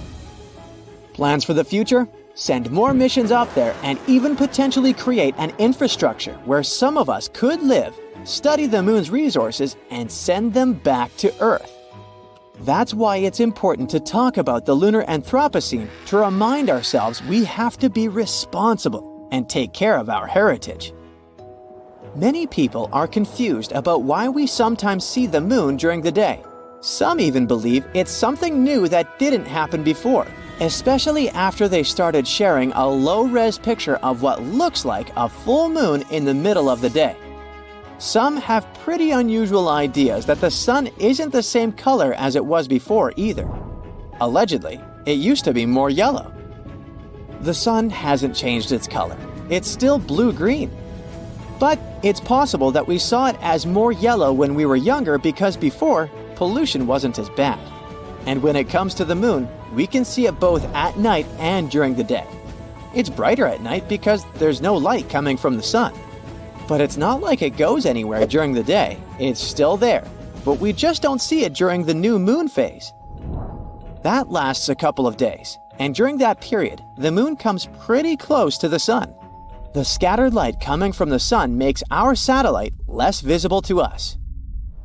Speaking of the moon phases, they're easy to recognize when you know what to pay attention to. First, there's the black moon, which can mean a couple of things. One definition says that it occurs when we have 2 new moons in a month. Another one claims that the black moon happens when there's no new moon in a month, and that only happens in February. A blue moon is not called that because of the color. It's the 3rd full moon in a season that has 4 full moons. And a supermoon occurs when a full moon coincides with the moon's closest approach to Earth in its elliptical orbit. That's why it looks bigger than usual.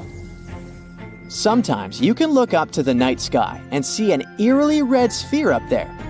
It's not about signs that tell us that the end of the world is coming or that werewolves are roaming around. But yep, blood moon is a good inspiration for stories like that. In reality, it's just an astronomical event when our planet casts a reddish shadow on the moon. And that happens when Earth comes between the moon and the sun, which is called a total lunar eclipse. Earth's little companion catches some red light coming from our atmosphere, and that's why you see that specific color.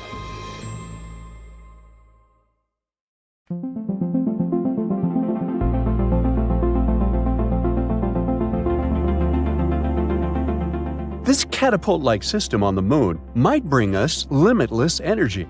It's a launch system concept that was recently proposed by the Chinese scientists. It would work like a hammer throw, spinning a launch arm that flings objects. This arm is supposed to be about 165 feet long. It will accelerate until it reaches the moon's escape velocity, and then whoosh, the capsule is sent into space. This crazy idea will cost around $18 billion. Ooh, pricey. But trust me, it's totally going to be worth it. The system would be powered by solar panels and nuclear energy. It could also recover more than 70% of the energy used after each launch. The moon has a very weak gravity. There's also barely any atmosphere, so the air doesn't weigh you down. This makes it so much easier to launch stuff there. But why do we even need this? The main purpose is to transport helium-3. It's a really cool isotope of helium, and one of the most insane things about it is that it could become fuel for nuclear fission. This is the same process that happens in stars, including our Sun. If we manage to recreate nuclear fusion here, on Earth, we can make it a clean and basically limitless source of energy for power plants. But helium-3 is super rare on Earth. We can sometimes find it in volcanic rock formations on the ocean floor. That's because it's a product of another rare element called tritium, the element we usually make in nuclear reactors and put in cool stuff like glow-in-the-dark paint. But the catch of tritium is that it takes forever to decay and turn into helium-3. Now, there's a bunch of helium-3 on the Moon, around 1 million tons. Just 20 tons of helium-3 could meet China's yearly electricity needs. In fact, lunar soil has enough helium-3 to power the entire world for over 1,000 years. But why is there so much of helium-3 on the Moon and barely none on our planet? Well, that's because helium-3 comes from the Sun and travels in solar winds. Solar winds are like streams of dangerous particles. They're super radioactive. Our planet's thick atmosphere and magnetic field serve as a shield for us. They almost fully protect us from those particles. But, unfortunately, they also prevent the good stuff like helium-3 from getting here. The Moon's atmospheric shields are super thin though, so it's under a constant shower of solar winds. So, helium-3 accumulated there over billions of years, and now it's just scattered around there. But mining it and bringing back to Earth is no easy feat. It's super expensive. Just think about it. Rockets need tons of fuel to break free from gravity. Every single bolt and screw on the spacecraft must be engineered to survive extreme conditions, like radiation. Not to mention, you need a team of rocket scientists, literally working around the clock to make sure nothing goes wrong. You can't call a repair guy if something breaks on the Moon. So generally, it costs about $500,000 to send 1 pound of payload to our satellite. That's based on estimates from NASA. To get some idea, let's calculate how much it would cost to send an apple to the Moon. A typical apple weighs about 0.4 pounds, so that funny mission would be at least $200,000. Now, for comparison, the Chinese launch system weighs around 80 tons. Another problem is that the lunar surface is pretty harsh on the equipment, like the freakish lunar dust, for example. You might recall this small thing that happened in the 60s called the moon landings. But when the Apollo astronauts came back from the Moon, they found something weird was happening to them. Their throats were sore and their eyes wandered. Luckily, it wasn't some scary moon sickness. Turns out, there's a lot of lunar dust clinging to their spacesuits.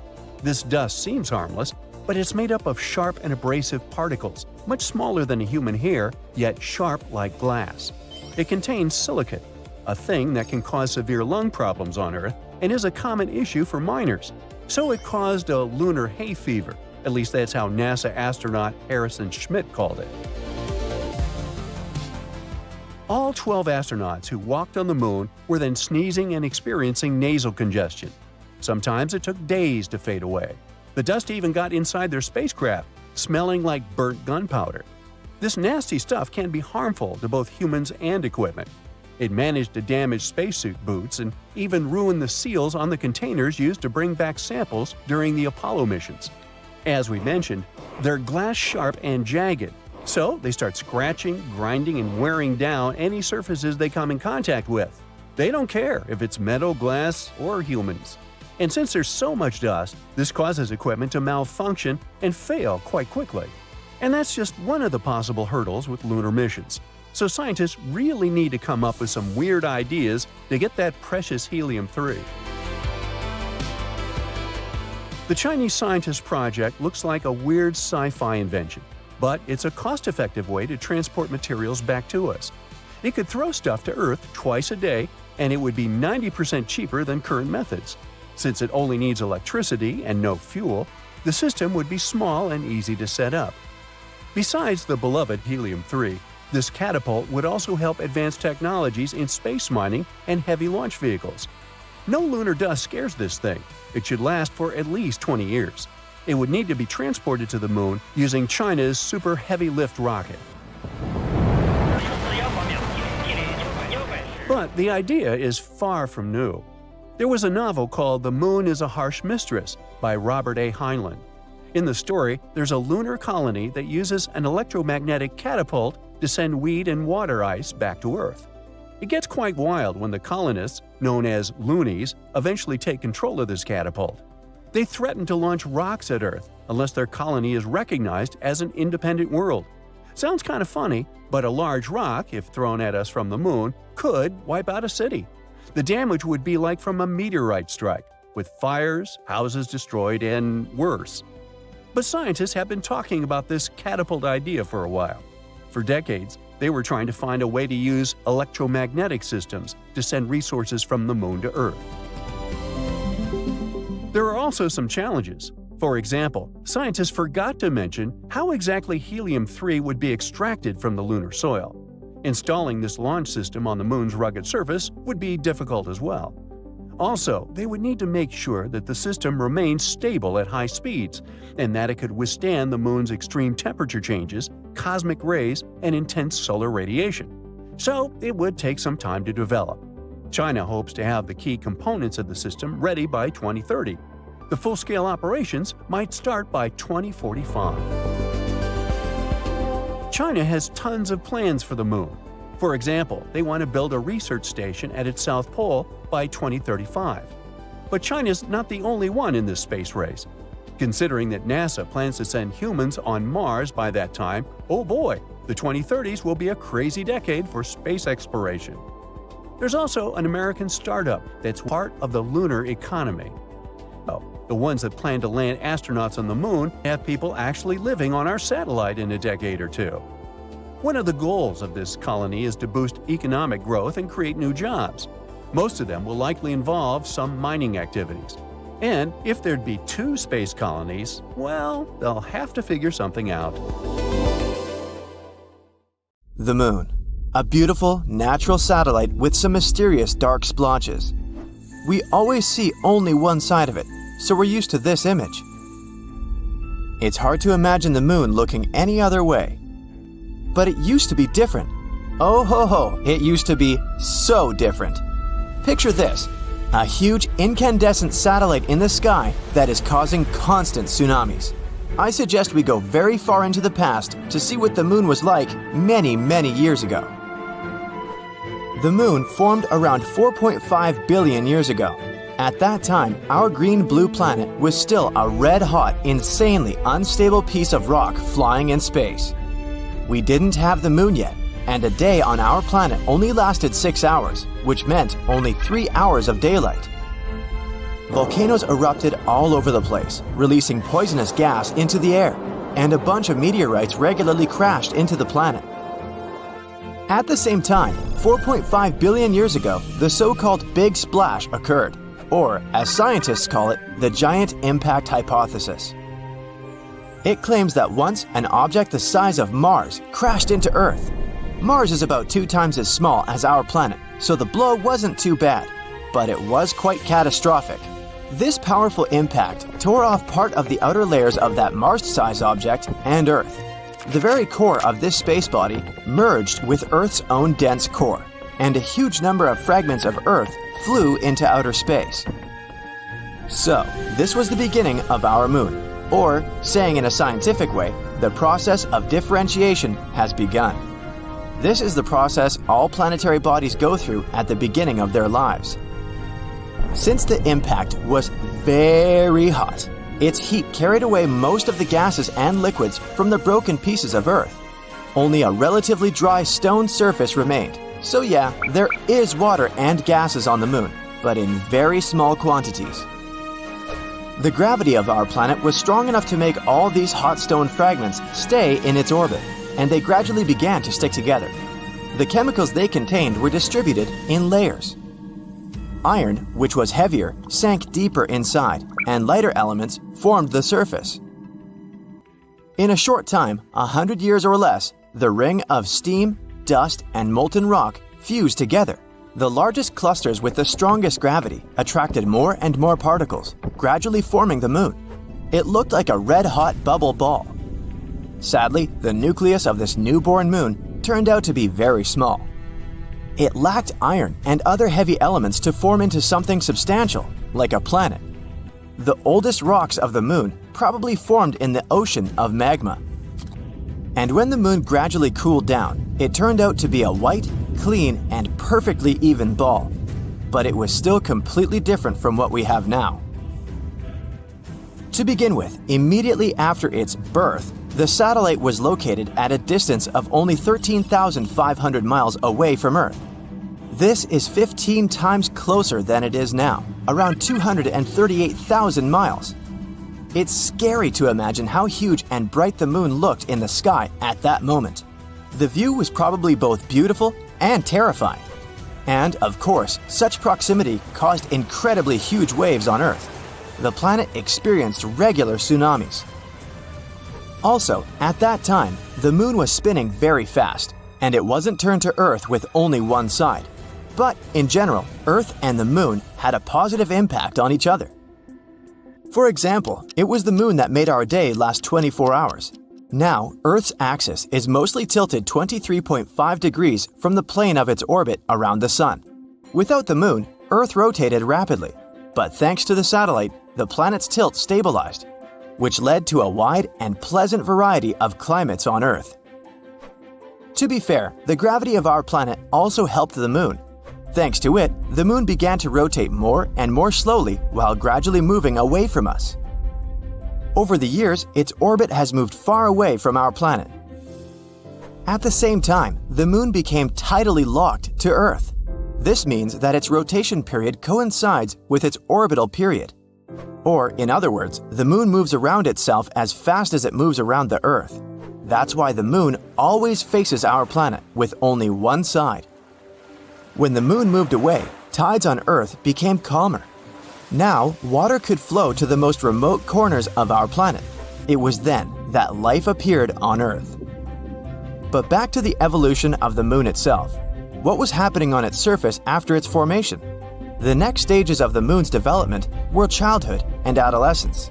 And as is usually the case at this stage, this period was insane.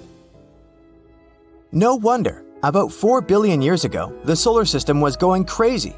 During the first 600 million years of the moon's existence, large asteroids and comets constantly collided with it. Now, they were bothering not only our Earth, but also its satellite. These impacts were the most powerful in the history of the moon. They left many large craters, which were later filled with dark rock. So, Earth wasn't enough for you, huh, space? Once, a dwarf planet crashed into the moon. It was about the size of Ceres, the largest object in the asteroid belt between Mars and Jupiter. This explosion formed the SPA basin and also forever changed the appearance of the moon. Can you see that dark spot on the far side of the moon? Right there in this very south? This spot is called the South Pole Aitken Basin. Its diameter is about 1,600 miles. And yes, it was formed by the impact I've mentioned, about 4.3 billion years ago. This planet brought with it a bunch of complex and strange chemical compounds that scientists are now finding all over the far surface of the moon. These compounds began to emit a lot of heat, melted part of the lunar mantle, and, oops, accidentally woke up volcanoes. The volcanoes began to erupt furiously. A huge amount of magma was distributed over the surface of the moon. Many years later, it cooled down, leaving behind those famous dark splotches that we're so used to. They're called the lunar maria. There are much fewer craters there than on the lunar highlands. But for the last billion years, the moon has been geologically inactive, except for occasional collisions with meteorites. In general, the appearance of the moon changed forever as a result of these events. And, battered and tired, it entered adulthood. But even then, it couldn't get any peace. A bunch of meteorites decided to bother it again. Honestly, it wasn't that bad. There were many collisions, but all of them were quite small. They just left a bunch of craters and pits on the moon and maybe damaged its mantle a little. Some of the collisions deepened already existing large craters. The moon's crust was getting thinner and thinner over the years because of all the chaos going on. And now we call this upper part of the lunar crust covered with craters the lunar highlands. all those white and bright areas of the moon the highlands. But in the end, the universe finally calmed down, for now at least, and the moon began to look the way it does today. There are still many things we don't know about Earth's natural satellite. There are moments in its history that scientists still can't accurately explain, but they're continuing to study our beautiful satellite. The data about the moon is useful to people not only for its own sake. It gives us a more complete picture of both the history of our solar system and space as a whole. So, let's hope that one day we'll be able to find out everything there is to know about the moon. Have you ever seen the other side of the moon? I caught you. Of course not. But maybe you've seen it in photos. In that case, have you ever wondered why the two sides look so different? Well, let me tell you. We can't see the other side of the moon. People believe this is because the moon doesn't rotate around its axis. But this is not true. The moon does rotate. It just does it at the same rate as its orbital motion. This is a particular case of tidal locking called synchronous rotation. The first time we ever saw a far side was only in 1959, all thanks to the Soviet Luna missions and later the US Apollo program. Now, when Luna 3 and other spacecraft transmitted the first far-side images, they revealed a far more cratered hemisphere that looked more like Mercury or Jupiter's moon Callisto. It looked completely different from what we were used to, and that's when we learned how meh the other side is. No, seriously, just look at it. The near side can boast its thinner and smoother crust. These beautiful dark splotches are called lunar mare, the last remnants of ancient lava flows. And when I say ancient, I mean it. They're more than 3 billion years old. Meanwhile, the far side crust is thicker and crater-pocked. The lava flows had almost no effect on these impact craters. It's also devoid of any large-scale mare. Low-key looks like dried white cheese. To be honest, don't you agree that the nearby side is much more beautiful? Write your thoughts in the comments. So, only 50 years ago, we learned something about the apparent differences. But then the scientists discovered something weird. Both sides are different, even in the geochemical composition. And not only in this, our side was thinner than the far side by several miles. But where did such significant differences come from on an ordinary floating stone ball? For scientists, this was a mystery. They started coming up with a lot of theories. The melted moon theory was the main one for a while. It said that it was the Earth's fault that our moon looks like this. This happened several billion years ago. The moon was born because of a collision. One day, an object about the size of Mars crashed into the Earth. At that moment, a piece broke off from it, which later became the moon. However, this piece was somewhere 15 times closer to Earth than it is now. Some scientists created pictures of the so-called early moon. Unlike our cute little white ball, the early moon was a strange-looking, boiling scarlet ball. That piece didn't leave us after the separation. It became tidally locked very soon after. The Earth after the collision was still an incandescent nightmare, full of fire and lava. It was boiling at a temperature of 4,500 degrees Fahrenheit. And since the moon has always been turned toward us with one side, this side has melted down a little. This would explain why the moon's surface, the so-called mantle, is thinner on the near side than on the far side. During the boiling of the Earth, certain elements evaporated from it. They then settled on the moon. This would explain the difference in geochemical composition between the two sides. But there was a plot hole in this theory. If that's what happened, then where did rare foreign chemical elements come from, such as unusual isotopes of phosphorus, potassium, or tungsten? The nearby site is full of them, and they couldn't have come from the Earth. There were also other theories. Another one said that initially we had two teeny-tiny moons. Later they merged into a big one, hence the difference in their composition. But this theory sounds a bit crazy, and it has a plot hole too. For example, the transition between the two sides is way too soft. If our moon was actually two tiny moons, this transition would be more abrupt. So scientists were kind of at a loss on this one. But recently, they finally figured out what really happened to the moon, all thanks to NASA's Grail orbiters. They spent over a year whizzing around the moon, mapping it out, and studying its composition. Using this data, scientists have created around 360 computer simulations. They contain different impacting objects of many sizes traveling at different speeds. Scientists were comparing the results with our current moon. They tried to determine which result was the closest to what we have today. And so, they finally solved this 50-year-old mystery. The answer lies in a collision with a dwarf planet. This collision occurred 4.3 billion years ago. This huge object was slightly larger than Ceres. For those who don't know, Ceres is one of the dwarf planets of our solar system. Its diameter is 580 miles. You could say that one France or one Germany would fit into it. So, this giant object crashed into the moon, somewhere near the South Pole. This collision was so strong that it changed the image of the moon forever. It left a trail of 3,500 miles behind. It would take you 14 hours by plane to fly that distance. This crater covered the entire near side of the moon. It caused damage to the moon's mantle. It also created a so-called South Pole Aitken Base, or SPA basin. This is an impact crater and has a diameter of 1,600 miles, which is like adding one UK plus one Germany. It's important, though. The formation of this basin was a defining event in the history of the moon, and it's the second largest impact crater in the solar system. The collision also caused a powerful hot wave to spread across the moon.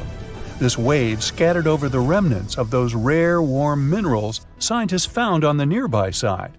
That's how our beautiful side became home to something called Procellarum creep terrain, or PKT for short. This is basically a compositional anomaly, a concentration of potassium, phosphorus, and other rare elements like thorium. You can say that those minerals are a gift to us from deep space. Anyway, there were many, and I mean many, collisions in the moon's history. All of them only deepened this already large crater. That's why the mantle on the near side was getting thinner and thinner with the years. Also, our gifted minerals gave off a lot of heat, so the mantle has melted a little bit more and more. Oops, this accidentally caused the moon's volcanoes to wake up. Volcanic activity has increased on the near side. Intense lava flows filled the old empty craters. Ta-da! And this is how the beautiful lunar mare was born. That's about how it all happened. All this information was found thanks to the researchers from Brown, Purdue, Stanford Universities, and NASA's JPL.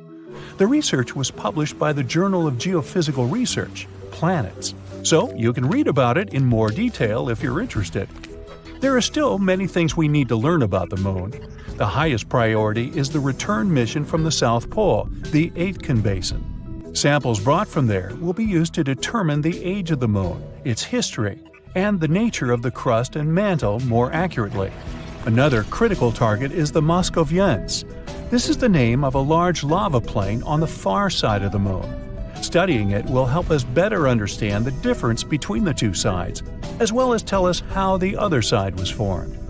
All this knowledge is significant for understanding the history of the moon, but it's also handy for space exploration in general. Scientists use the moon as a reference point to determine the age of other planets and entire worlds in space. The moon helps us determine the chronology of the life of the whole solar system. So, stay tuned for new exciting research and discoveries. The moon might be hiding trillions of dollars worth of materials beneath that dusty surface, and NASA is about to get a piece of it soon. Their new lunar drilling tech just passed its first big test, and it could open up an entirely new frontier: space mining. This isn't just a scientific milestone. This could change the US economy forever, and maybe even reshape life on Earth. That's because they found something rare in lunar soil, something that could become essential for us in the future: helium-3. Okay, so you know helium, right? It's the gas that makes birthday balloons float. Helium-3 is not that. It's a special isotope of helium, which basically means it has the same number of protons, 2 by the way, but a different number of neutrons. That's chemistry speak for it's rare, like super rare. Here comes the sad part. Earth had helium-3 once, A lot of it, actually. But during our planet's formation, a lot of it escaped into space. Turns out, it's super light, so it didn't stick around. But we can still find it here and there, mostly inside our planet. I mean, there's some of it literally trapped underground. Or even a lot, as some recent studies might suggest. But still, the problem is that extracting helium-3 is expensive, limited, and seriously difficult. So difficult, in fact, that getting it from the moon suddenly sounds like a piece of cake. To really understand why extracting helium-3 in space might be easier, we need to quickly compare Earth and the moon. So here's the sun, right? This huge ball of fire in the sky constantly shoots out tons of helium-3.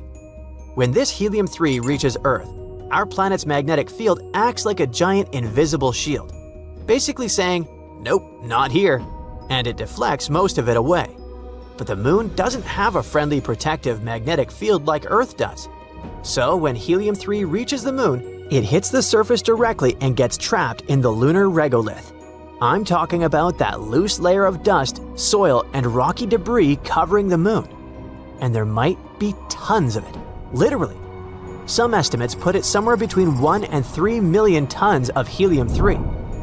The best part is that almost all of it is probably sitting right in the top layer of lunar soil. So instead of heavy-duty drilling, it could be as easy as just scooping up some moon dust. That's why a lot of people think getting helium-3 from our natural satellite could actually be way easier, or maybe even cheaper, than digging deep underground here on Earth. Now, you're probably thinking, why go through all that trouble? I mean, if it doesn't work for birthday balloons, what's the big deal with helium-3? Well, for starters, it's already being used in advanced medical tech, like magnetic resonance imaging and X-ray. But here's the real game changer. Helium-3 could actually end our dependence on fossil fuels, for good. This rare isotope could be used for advanced nuclear fusion reactors here on Earth. In other words, it could give us nuclear energy that's not just super efficient, but a whole lot safer too. See, most nuclear power plants today run on a process called fission. They use uranium-235, and when those atoms split, you get a ton of energy. But you also get something else: radioactive waste. And yeah, it's just as dangerous as it sounds. But helium-3 is different. It could power future reactors with a process called fusion. If you mix helium-3 with a type of hydrogen called deuterium, you get a lot of energy, but without the dangerous waste. It could be cost-efficient too. Let's say a single space shuttle cargo bay could carry about 25 tons of helium-3. That would be enough to power the entire United States for a year. And scientists believe there's enough helium-3 on the moon to power the whole world for 10,000 years. These are only estimates for now, but the future potential is so exciting that the demand for helium-3 is already skyrocketing, and so is its value. In 2024, some experts say that the helium-3 market was worth about $670 million. This year, it's expected to hit around $730 million, and 10 years from now, experts believe it could reach nearly $1.6 billion. Sorry for all the numbers, I just wanted to show you why mining the moon matters. It might actually save us from a future energy crisis by giving us almost endless, clean nuclear power. Everything sounds great so far, but there's one big challenge. Mining helium-3 on the moon is one thing. Bringing it back to Earth is a whole different story. So let's look at one possible solution. First, robots or specialized machines would drill into the lunar soil or simply scoop up moon dust to collect the helium-3. Then it gets packed into containers and launched off the moon, heading for Earth. When the containers get close to Earth, a ship called the Space Rapid Transit will pick them up in orbit. Think of it as a reusable space truck with engines that can even use air for thrust. Finally, the ship would land at an airport here on Earth. From there, the helium-3 would head straight to power plants, giving us clean, safe, and almost unlimited energy. See how challenging it sounds, right? Of course, specialists are still figuring out the best way to transport helium-3. But one thing is certain, we're getting closer and closer to building a full mining base on the moon. NASA recently tested a new drill technology called Trident. And as soon as it touched the lunar surface, it started working right away and performed perfectly. For now, its main purpose is to bring soil to the surface so scientists can study it. They want to learn more about how strong the lunar regolith is and how it reacts when drilled. That's definitely an exciting step towards extraterrestrial mining. Because it's not just helium-3, you know. There are a lot of other valuable things that can be taken from the moon. For example, there's water ice on the moon, and from that, we could extract oxygen and hydrogen. Then there could be rare and expensive metals like platinum, rhodium, and iridium. We could even mine iron, silicon, and aluminum, which would be perfect for building things directly in orbit, like future space stations or other infrastructure.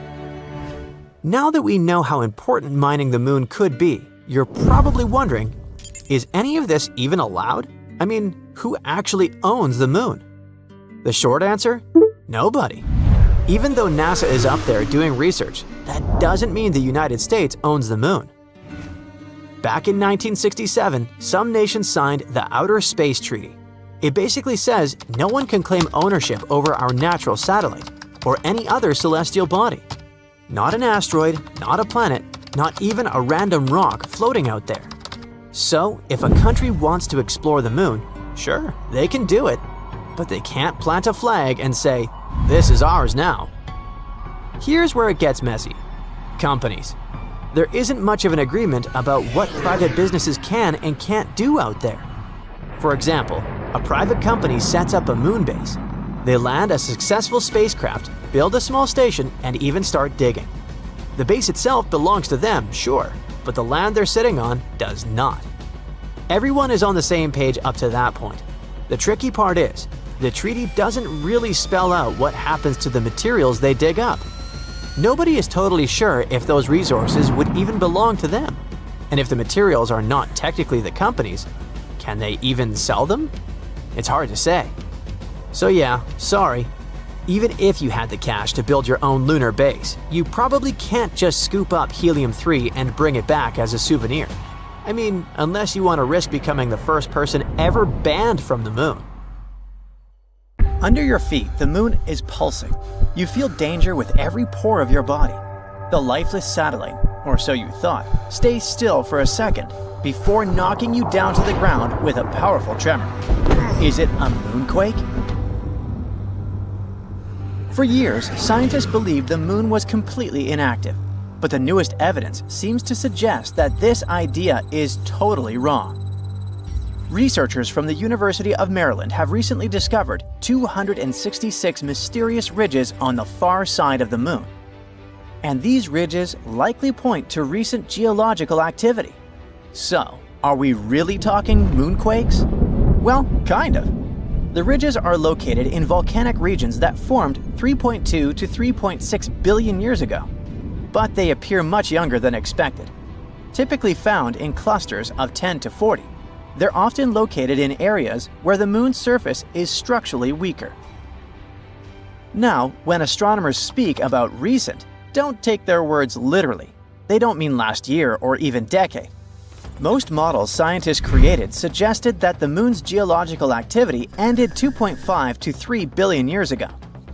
But the new information hints at the possibility that these formations have been active within the last billion years. Some of the smaller ridges seem to have formed as recently as 200 million years ago, and that is considered relatively young on the moon's timescale. It means that the moon may still be experiencing geological changes today. These discoveries kinda challenge our understanding of the moon's history and evolution. But how did scientists come to these conclusions anyway? Researchers from the University of Maryland and the Smithsonian Institution used crater counting to estimate the age of lunar ridges. It works like this. Surfaces with fewer craters are younger, and the more craters some region has, the older it is. Plus, the analysis showed that some ridges cut through already existing craters, meaning they likely formed around 160 million years ago. In geological terms, this is very recent, suggesting that these ridge-forming processes may still be happening. Another cool thing is that the ridges on both the near and far sides of the moon are similar, which means they may have formed through the same geological processes, having been shaped by the same forces. These forces might include the moon's gradual shrinking, thermal contraction, and shifts in its orbit. We'll talk about it a bit later. Another argument supporting the idea of a still active moon is decades-old data from the Apollo missions. They had already detected shallow moonquakes with the Apollo Lunar Seismic Experiment, recording 28 quakes ranging from magnitude 1.5 to 5. Researchers believe that these ridges may be linked to similar seismic activity. Now, about that bizarre shrinking of our natural satellite. Scientists believe the moon formed about 4.5 billion years ago when a Mars-sized object collided with early Earth. This catastrophic impact likely sent bunches of superheated material into space. Eventually, they came together and formed the moon. In its early years, the moon was just a molten world, shaking from intense volcanic and seismic activity. So, the moon used to be a molten mess floating through space. But when did it actually solidify? Scientists have finally figured it out, 4.43 billion years ago. This was a huge turning point, not just for the moon, but for Earth too. After all, the giant impact that formed the moon might have also been the final blow that made Earth stable enough to support life. In any case, billions of years passed. The moon gradually cooled and contracted. And now look at this modern-day rocky sphere illuminating our nights. But the moon isn't completely rigid yet. It still keeps cooling. And this slow cooling of its core might be one possible reason for the moon's continued activity. As it cools, the moon's interior contracts, which leads to cracks and shifts in the crust. One of the clearest signs of this contraction is found in the lunar maria. See these large, dark patches on the moon? Those are called maria, areas formed when lava filled ancient asteroid impact craters and then solidified. Then, over time, the cooling and contracting crust created these wrinkle ridges. Another factor of the ongoing geological activity could be the moon's gravitational interactions with Earth. Such non-stop powerful interactions likely create surface stress and trigger tectonic movements. It's all good and exciting, but can this activity on the moon actually affect humans? In a sense, it can. The moon has long been seen as a stable place for future bases and resource extraction. But the discovery of this ongoing geological activity is pretty worrying. If the surface is still shifting, future settlements, infrastructure, and mining operations could face serious risks. That's why, at the moment, we need seismometers and ground-penetrating radars to better understand these movements. It will allow us to assess potential dangers before any long-term missions begin. By the way, there's another potential problem future lunar missions might have to deal with, and it's moon dust, aka regolith. Apollo astronauts quickly learned that this jagged, sticky dust gets everywhere and can damage suits, equipment, and even health. A new study from Texas A&M engineers found another problem. When rockets land or take off, they kick up regolith, which can become a collision hazard, especially with many spacecraft bringing crews and cargo to the moon. Lunar regolith comes in all sizes, from tiny dust particles to large rocks.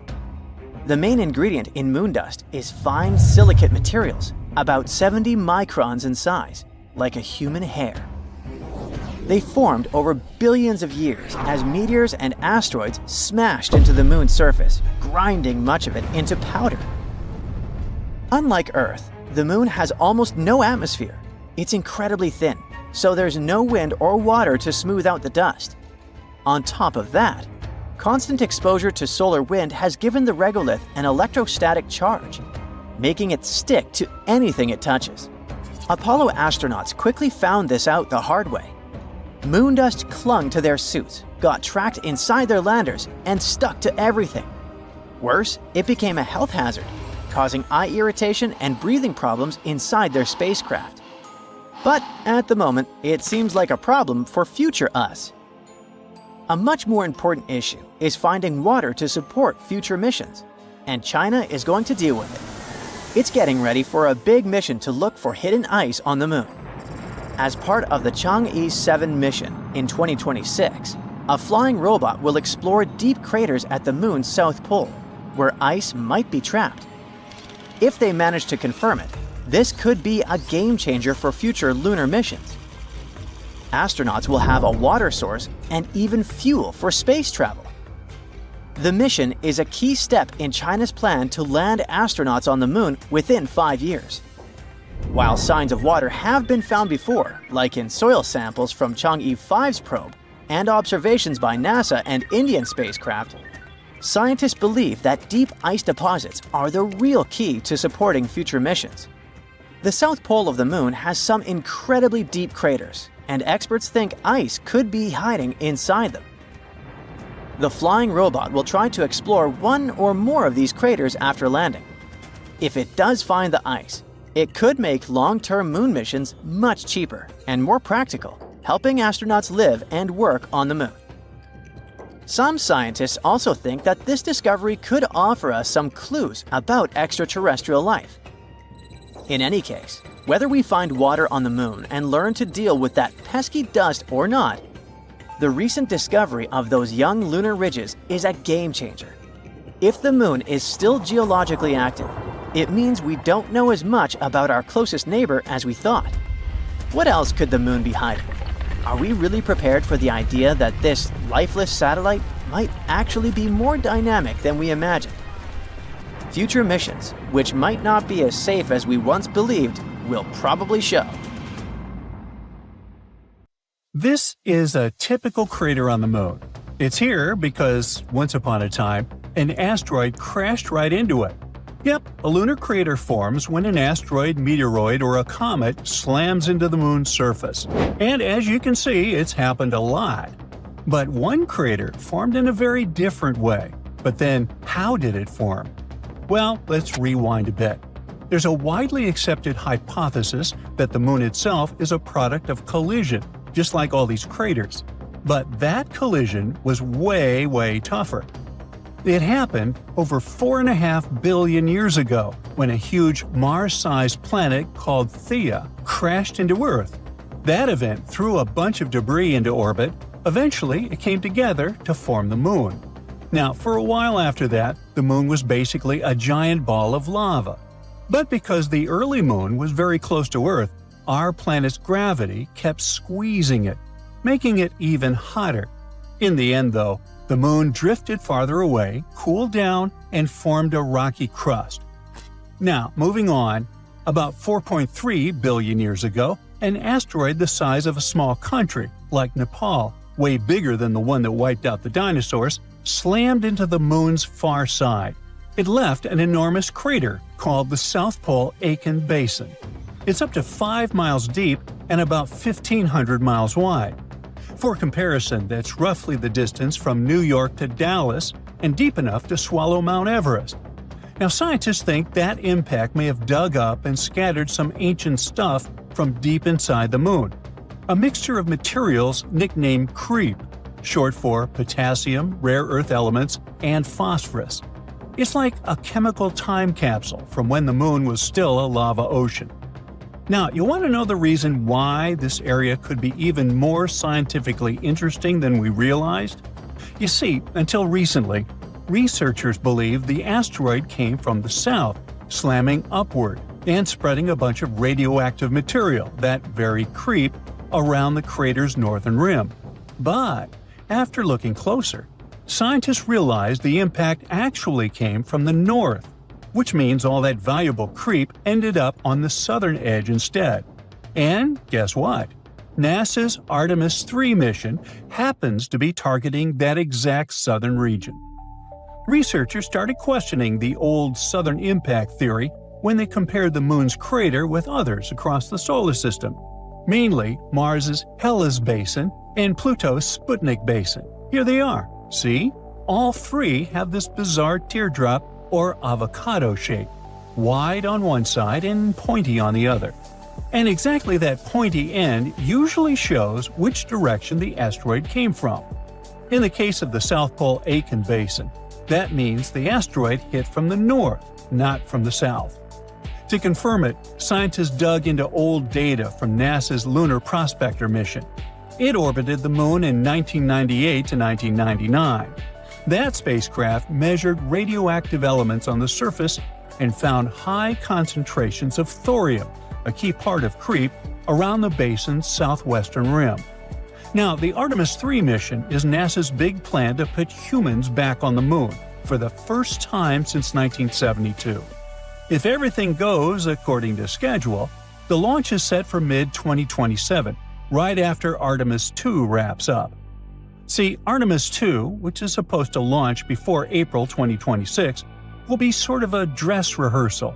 Astronauts will orbit the Moon without landing, just to make sure that all the systems work smoothly, a cosmic test drive. Artemis 3 is where things are going to get real.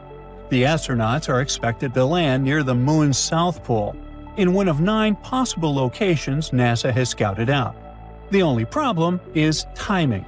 Artemis 3 has already been delayed a few times, and so has Artemis 2. Artemis 1 launched in 2022. It was an uncrewed test flight that went around the Moon and came back just fine. So, next up is Artemis 2, which will take real astronauts further into space. Then comes Artemis 3, the big one. Astronauts are supposed to hang out on the lunar surface for about a week doing science-y stuff before heading home. After that, Artemis 4 and 5 will build and expand a new mini space station orbiting the Moon. It's called Gateway. Think of it as a pit stop in space. Astronauts can dock there, live for short missions, do experiments, and prepare for landings. NASA's building it with help from the European Space Agency, Japan, and a few others. The astronauts are going to travel in the Orion spacecraft, launched by NASA's Space Launch System, a massive rocket taller than the Statue of Liberty and strong enough to fling people to the Moon. To actually land, they'll use the Human Landing System. SpaceX's Starship is supposed to take the first cruise down to the Moon's surface once it proves it can land safely. In the long run, NASA's not going to stop at the Moon. The big goal is Moon to Mars. Hopefully, we can use everything we learned from Artemis to build a lunar base and eventually send humans all the way to Mars. And who knows? Maybe when people land on the Moon, they'll be able to figure out another unsolved mystery: flickers, glows, or beams of light that sometimes illuminate our satellite. Let's dig deeper into this mystery, shall we? On the night of April 19, 1787, astronomer William Herschel spotted something weird: a bright light glowing on the dark part of the new moon. It shone for hours and was almost as bright as the Orion Nebula. What he saw probably was what scientists now call a transient lunar phenomenon, or TLP. Basically, quick little flashes or color changes on the moon's surface. TLPs can look like glowing patches, reddish or purple spots, or even hazy clouds that suddenly appear and fade away. Over the last 2,000 years, people have recorded around 3,000 of these strange moon flashes, using telescopes, cameras, or sometimes just their own sharp eyes. So, what's really going on up there? Well, there's no single answer. Lots of different things can cause TLPs, from meteor impacts to gas releases or even electrical activity. The length of the flash, which can last anywhere from a split second to several hours, gives scientists clues about what's behind each mysterious lunar light show. The super short flashes, lasting less than a minute, are most likely caused by tiny space rocks crashing into the moon. Even a meteoroid, the weight of a billiard ball, can hit the lunar surface hard enough to make it glow for a split second. The heat from the impact makes rocks shine and then quickly fade as they cool down. For a long time, scientists suspected these quick flashes were caused by meteor hits, but they couldn't prove it until the 1990s, when high-speed cameras finally became common in lunar research. Even then, it wasn't easy to confirm. Short flashes could have just been camera glitches or electric noise. The only way to be sure was to catch the same flash from 2 or more places at once. Well, that happened for the first time during the Leonid meteor shower in 1999, when scientists recorded real impact flashes on the Moon. Later, we got more proof that the Moon was often peppered with space rocks. While the flashes seemed to cluster in certain areas, like Oceanus Procellarum, one of the Moon's big dark plains, that's likely just because of where scientists have focused their cameras. A 2024 study showed that meteoroids actually hit the Moon evenly everywhere. Now, flashes that last a few minutes are probably caused by something totally different – gas leaks from inside the Moon itself. Studies from 2008 and 2009 found that when gas like radon builds up under the lunar surface, it can suddenly burst out. Hey, I know how that feels. And when this radioactive gas escapes and decays, it gives off a faint glow we can see from Earth. Interestingly, those glowing spots often line up with areas where scientists have already found higher radon levels. Then, there are the long-haul lights. They stick around for hours, like the bright glow William Herschel saw back in 1787. A 2012 study suggested those could actually be caused by solar wind, a stream of charged particles coming from the sun. When that solar wind hits lunar dust, it can charge up the particles and toss them into the air, well, into space, creating massive dust clouds up to 60 miles high. These floating clouds might bend or reflect light from stars or planets nearby, making it look like the Moon itself is glowing. So hopefully, we'll get the answers once the Artemis mission lands and starts its exploration. Hey, I can hardly wait. Every April, a group of scientists observes the faint glow of asteroids passing by our planet. One year, they realized there was something weird shimmering in their telescopes. The team expected it to be another asteroid, but they ended up very surprised because what they discovered was an unusual space rock that didn't consist of the minerals that usually make up asteroids. It was made of silicate, the material mostly found on the Moon. They named it Kamo-Oaliwa, which is a Hawaiian word that means wobbling celestial object. The rock didn't match any near-Earth asteroid scientists had already been familiar with. Instead, that piece had a pattern of reflected light similar to that of the moon rocks astronauts had brought back from NASA missions. This fragment turned out to be a quasi-satellite, which is a kind of asteroids that orbit both our planet and the Sun. It repeatedly circles Earth and has a quite unusual tilt. That's the reason you can only see it in the night sky once a year. The fragment is pretty shy, too. It never gets closer to our planet than 9 million miles.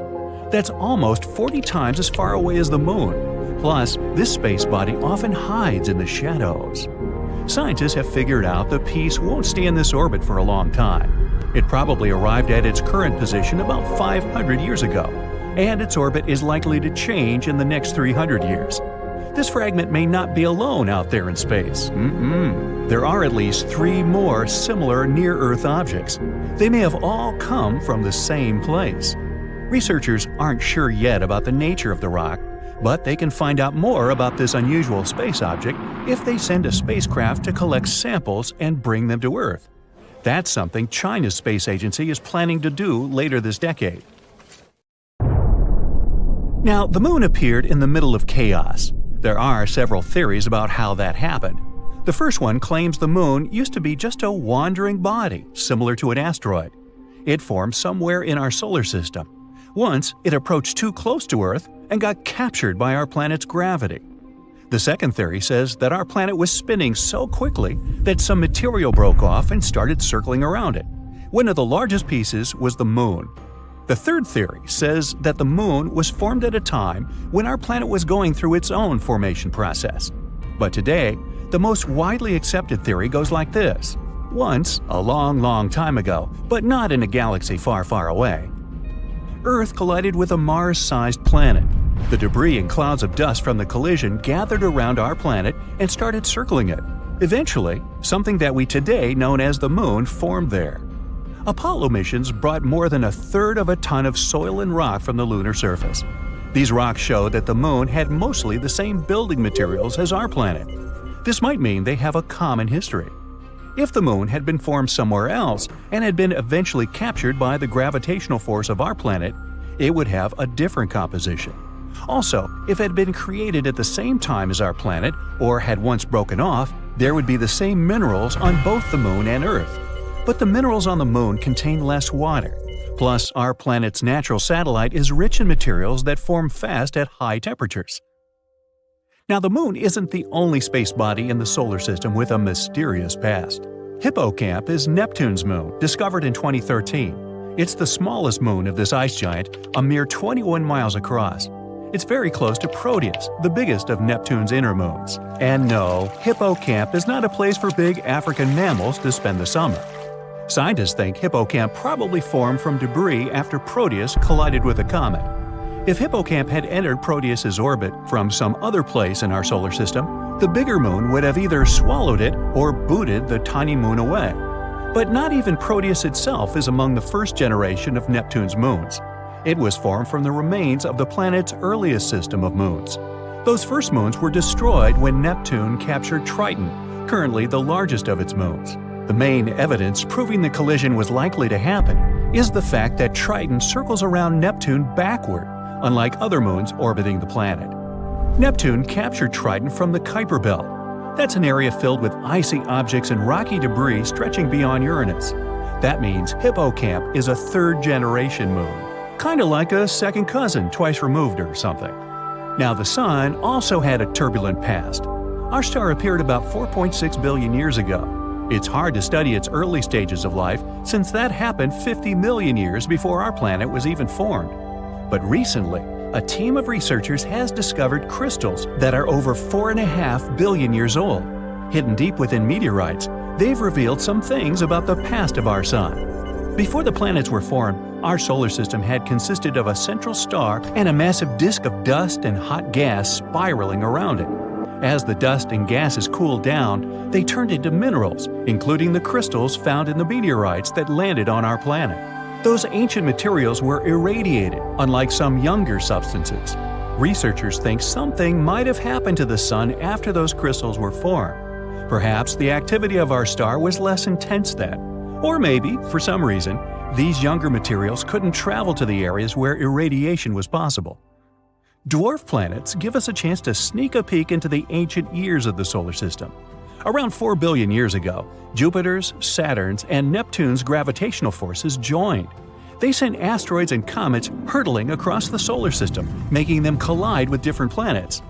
All the dwarf planets from the Kuiper Belt, for example Pluto, Eris, Haumea, Makemake, have their own moons that likely formed after some powerful collisions. Icy debris in orbits similar to Haumea's, for example, can prove the theory of an ancient collision. The debris it created simply didn't have enough energy to float away from the dwarf planet's gravitational pull. Ceres, another dwarf planet, has ammonia-rich clays on its surface. Ammonia isn't stable at the temperatures prevailing on Ceres, but there's plenty of this substance in the outer solar system. It means that Ceres was probably formed in those outer parts and got kicked inward. After all, the gas giants were migrating a lot at those early stages of the solar system. Or the dwarf planet could have formed in an asteroid belt, and ammonia somehow, let's say after a powerful impact, appeared on the dwarf planet. Ceres might help scientists understand icy moons better. The ocean floor on Earth has a high concentration of carbonate minerals, and some parts of Ceres have them too. This means this dwarf planet is like some sort of fossilized ocean world. Many exoplanets, a term used for planets outside the solar system, have also gone through pretty intense collisions in their early stages. This double star system is more than 300 light-years away from us, and its stars are at least 1 billion years old. Even though it's not young, this system still shows some signs of swirling clouds of dusty debris that haven't cooled down yet, which isn't something you'd expect from a star system of this age. This debris is still warm. It means there might have been a strong collision of two planets or some other space bodies of similar size in that region, and relatively recently. So hey, everybody just simmer down. Dust particles circle around a young star. They stick together and grow bigger with time.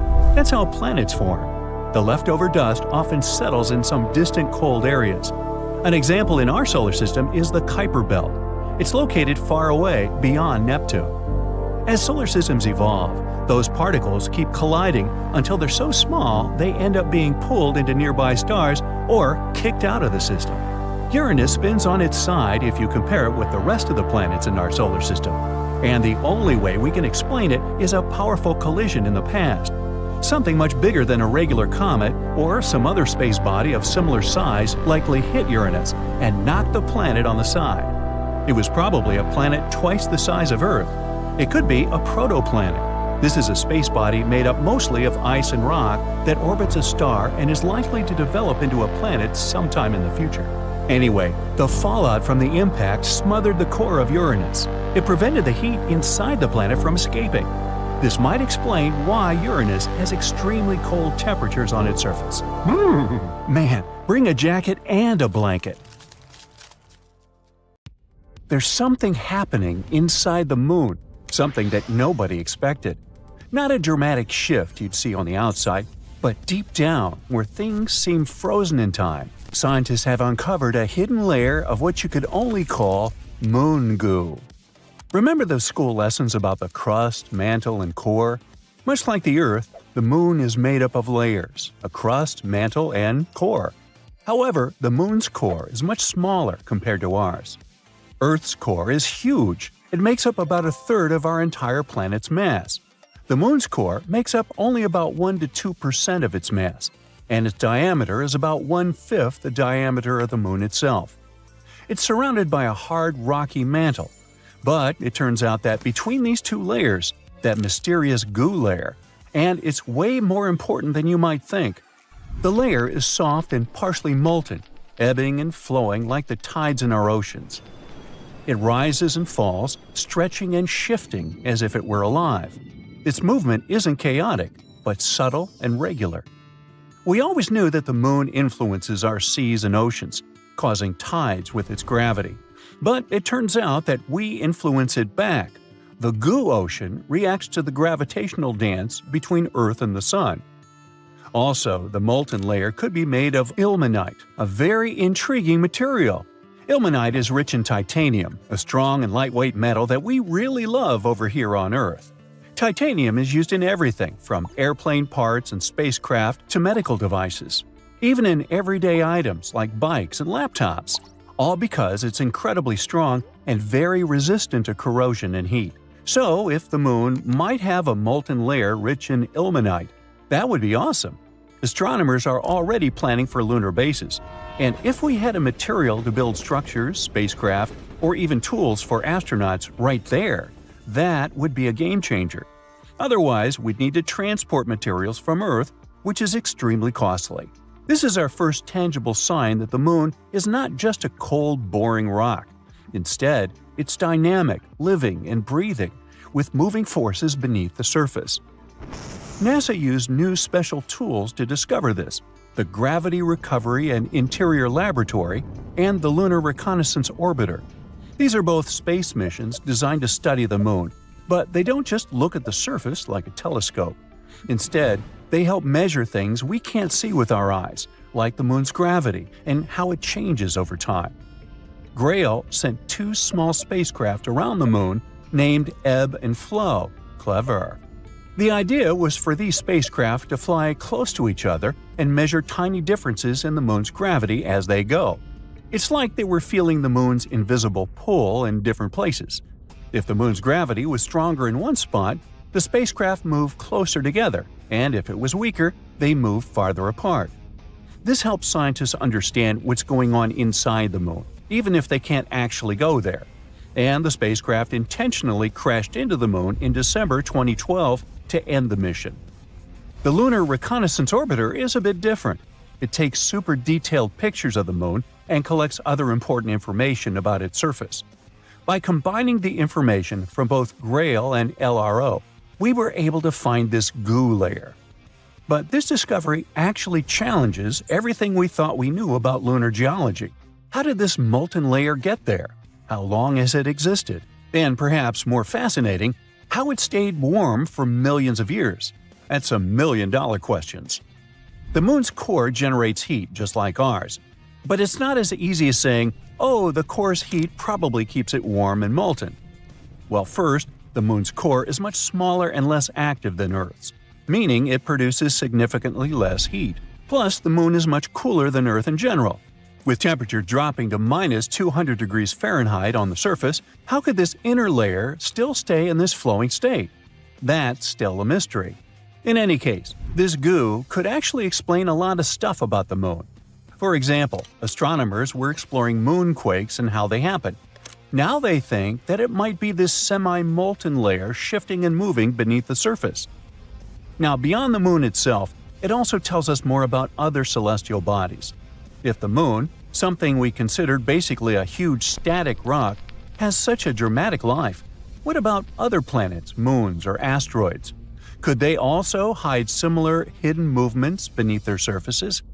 We can even understand our own planet better, learn more about how tides and similar stuff works. There are so many great discoveries we've been making on the Moon. Recently, we found some awesome stuff beneath the surface, massive caves hidden for millions of years. For over 50 years, scientists have suspected that the Moon's surface is full of underground tunnels and caves. These are known as lava tubes because they were formed by lava. Duh! Millions of years ago, the Moon was pretty unstable.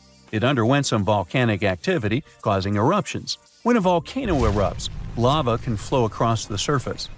As the outer layer of the lava cools and hardens, it forms a solid roof of dark material.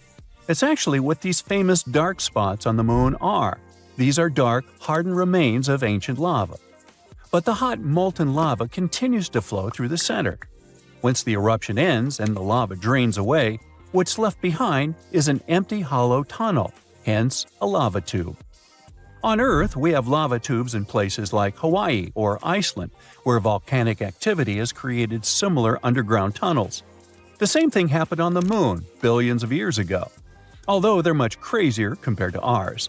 In fact, lunar lava tubes are now thought to be some of the largest and longest in the entire solar system.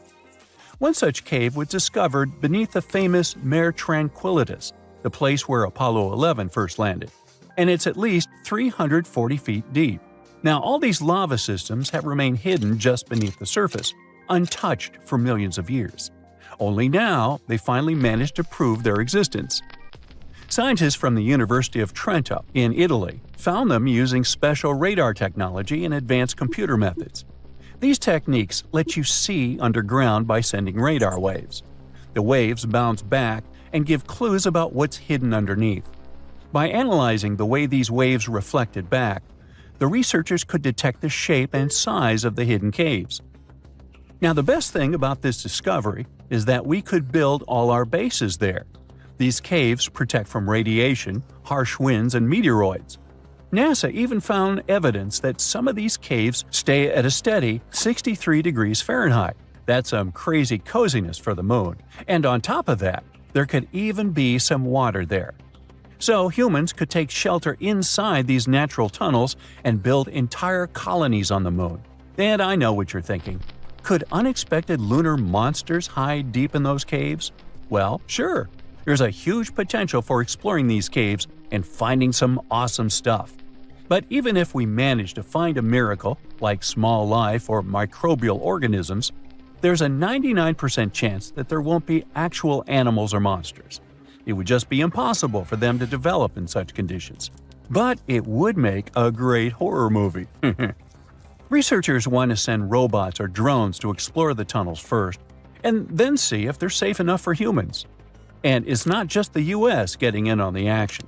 China is also investigating the possibility of using these moon caves as a future base, showing that the race to explore and settle the Moon is heating up. It's been decades since the last manned moon landing, Apollo 17, which happened in December 1972. Isn't it time we thought about going back to our dusty satellite, and maybe even staying there? NASA has made a promise on this subject. They're preparing to send astronauts on the Moon again, perhaps by 2025. This will all happen through a program called Artemis. It's also going to include the first woman ever to experience the lunar surface. Now you might ask, why haven't we done this already? One former NASA administrator said something interesting on the subject. It's not because of scientific or technological issues. Problem was that the potential projects took too long and were just too costly. You see, space travel, especially when it involves humans, isn't easy on the pockets. It's true that, in recent years, NASA had budgets of billions of dollars. Sure sounds like enough money, right? Well, not when you check out their to-do list. That's because they have to consider everything. From telescopes and giant rocket projects to missions also targeting the Sun, Jupiter, Mars, and beyond. When you look at it this way, NASA needs to be very good at budgeting to achieve all those goals. It's not just because of finances, though. The moon itself is quite problematic. It poses real dangers that cannot be taken lightly. For starters, its surface is filled with craters and boulders that aren't easy to land on. Then, there is the moon dust, or regolith, if you'd like to call it by its scientific name. It was created over many years by meteorite impacts. It's extremely harsh and sticks to everything. It can potentially damage spacesuits, vehicles, and systems quite quickly. Also, dealing with the lunar habitat isn't a walk in the park either. The moon has no protective atmosphere. What this means is that for 14 days at a time, the lunar surface is faced with harsh rays from the sun. That period is followed by another 2 weeks of total darkness. All these changes create extreme temperatures, which us humans are not really accustomed to. There are solutions, don't worry. NASA is working on dust and sun-resistant spacesuits and vehicles. They're even developing a system that might supply electricity during those lunar nights. What's even more interesting about this system is it could come in handy on Mars too, once we get there. NASA also needs to draw in really smart people for its projects. Think about it. The average age of the people working for the mission control for Apollo 13 was just 26 years old. And these people had already been part of numerous missions by that time, which means they'd had considerable experience from a very young age. But here's where other individuals can help too. In recent years, it wasn't just NASA who's been working tirelessly to revolutionize space travel. There are many successful people out there with enough resources to join in on these efforts. Some are developing new types of rockets that can land on the moon too. In total, NASA landed 12 people on our satellite. It's definitely one of the most awesome moments in its history, if not the best. And those astronauts did amazing things up there. They brought back rocks, took snapshots, did science experiments, and even left flags behind. These were all important moments of the Apollo missions. But they weren't meant to create a safe place for humans on the moon. Scientists have had this idea of a lunar space station for a long time now. It's only logical. After all, it's just a 3-day trip from Earth. It means we can, technically, afford to make little mistakes here and there, without messing up the whole project. Plus, we'd learn so much before venturing even further into space. A moon base could provide fuel for deep space missions. We could also build telescopes up there and launch them way easier in space. It could also help us in another important project: figure out how to make Mars habitable too. Not to mention, a lunar space station would help us learn more about the moon's origin. Who knows, it could even bring in some money because of all that fun, exciting lunar tourism. Either way, the Apollo moon program took a lot of work. For starters, let's look at the sheer number of people involved. Around 400,000, from every corner of the states. Not everything was picture perfect, tough. There were two main unfortunate events. Firstly, a fire mishap at the launch pad of Apollo 1. Secondly, an oxygen tank decided to throw a tantrum on Apollo 13, causing severe issues mid-mission. An important part of the project was Saturn V. It is to this day the most powerful rocket flown successfully, being 36 stories high. Still finding it hard to picture? This rocket stood twice as tall as Niagara Falls. Thanks to Saturn V, NASA successfully completed 13 missions. This included chauffeuring 24 astronauts towards the moon, with half of them even having a little walk on its surface. The existing rockets and space shuttles can't go beyond low Earth orbit. In simpler terms, they can't reach the moon with all the gadgets astronauts need to thrive. Current space vehicles are just not capable of carrying that load, at least not since the Apollo missions happened.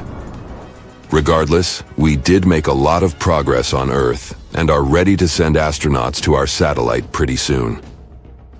Here's where the Artemis project comes in. It's a program overseen by NASA. And to make sure it all goes well, NASA previously launched Orion, a spacecraft with no crew on board to orbit the moon and return to Earth. Think of it as an automated test drive. Before we actually send people out there again, we need to make sure all the devices work properly. One day, Orion will be the vehicle that will take astronauts to the moon again. It features a launch abort system to keep astronauts safe in case something bad happens during launch. It also has a service module, which is the powerhouse that fuels and propels Orion and keeps astronauts alive with water, oxygen, power, and temperature control. All these future projects make one wonder, what will life on the moon be like anyway? We can only use our imagination for now. Some say we'll be living in homes straight out of a fairy tale, something like a cozy hobbit hole. Living underground on the moon might be a must. That's due to the scorching temperatures and the lack of oxygen. If you add meteorite threats and the non-stop radiation, it's no wonder we can't just walk on its surface. What about transportation? Big and small companies alike are trying to create the ideal moon ride. If current estimations are current, one type of moon taxi will take off as soon as 2024. Unlike our current rockets, these space taxis won't have to deal with the harsh conditions of re-entering Earth's atmosphere. It will be easier for them to make multiple round trips. To support our lunar living, we'll need to have a special area for space taxis to safely take off and land. Think of it as a landing pad on a firm, flat stretch of moon surface, protected by walls to shield against moon dust. Moving around on the moon's surface will be made easier too. The next generation vehicles we're talking about will have their own controlled environment, which means you won't need a spacesuit while inside. Should feel like stepping out of your space ride for a bit. Then of course, you'll need to put on your spacesuit. All right. So we've got our homes and our rides sorted. But what about fuel? That's where the moon throws us a lifeline. The moon's lighter gravity means we don't need as much power to escape its pull. Plus, the moon has ice, and that's super handy. We might be able to convert this ice into rocket fuel. We'll need dedicated space gadgets to help gather this ice. One such tool is called Trident. It's like a drill, perfect for digging into the icy moon surface. Additional robotic helpers would then turn this ice into fuel and deliver it to a space gas station. If this works, rockets on their way to Mars could stop by for a quick fuel top-up before continuing their journey. Okay, I officially give up on the hope that the moon is made of cheese after all. Wow, not even Gouda.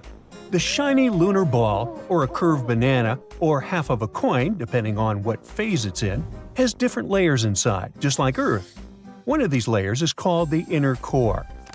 About 20 years ago, scientists were observing how the moon rotates. Using that data, they concluded that it had a fluid outer core. But the inner core was hard to study, so they didn't know if it was solid like a rock or molten like a hot liquid. But things are clearer now. Astronomers have collected data from different missions, including the Apollo missions, where astronauts went to the moon and gathered information themselves. Plus, they've used a special technique called seismic data.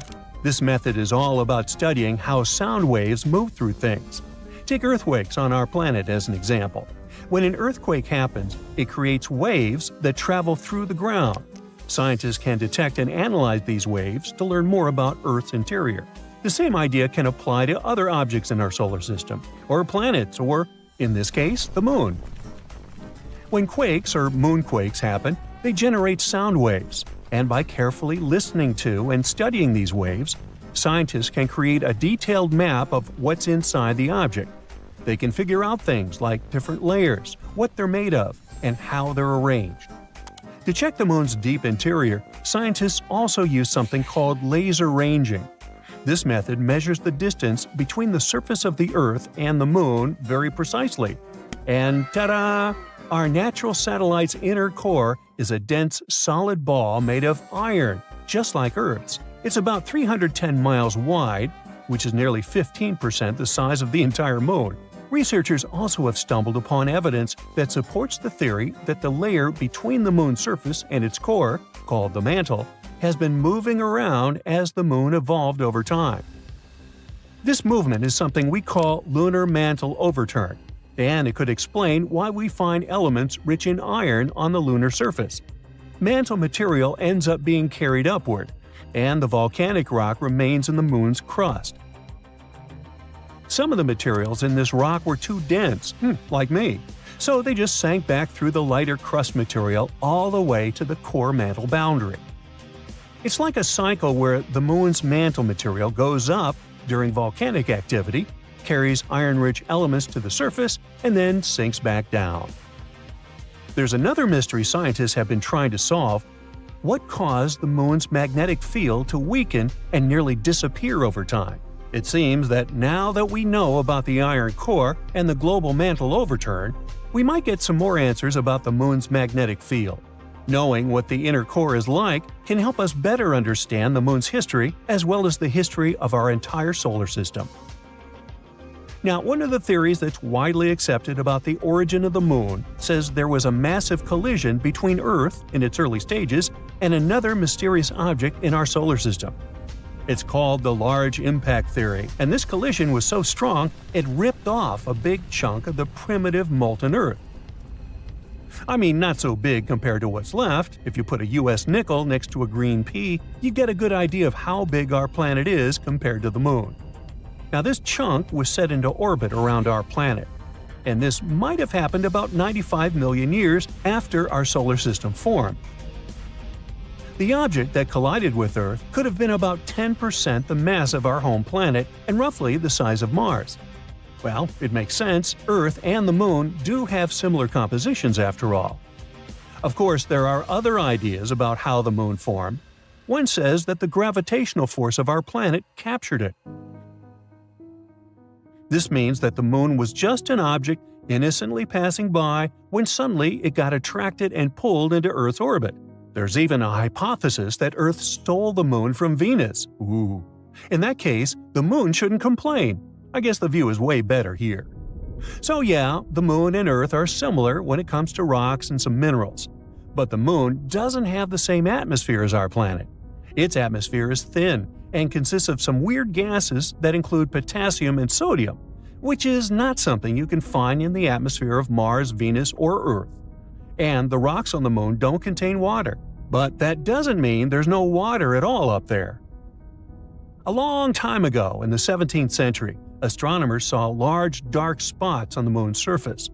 One of these astronomers thought these spots looked like oceans, and he called them maria, which means seas in Latin. Other astronomers also made maps of the Moon, and they used the term maria to describe these dark spots. For example, Mare Tranquillitatis translates to Sea of Tranquility, where Apollo 11 made its touchdown. But it seems those dark spots are not actually oceans. They are plains made of hardened lava that erupted long ago. These volcanic eruptions left behind smooth flat areas called basalt plains. In the late 1800s, one skywatcher studied the Moon and found it didn't have an atmosphere. Without an atmosphere, there are no clouds and no air to keep water from evaporating.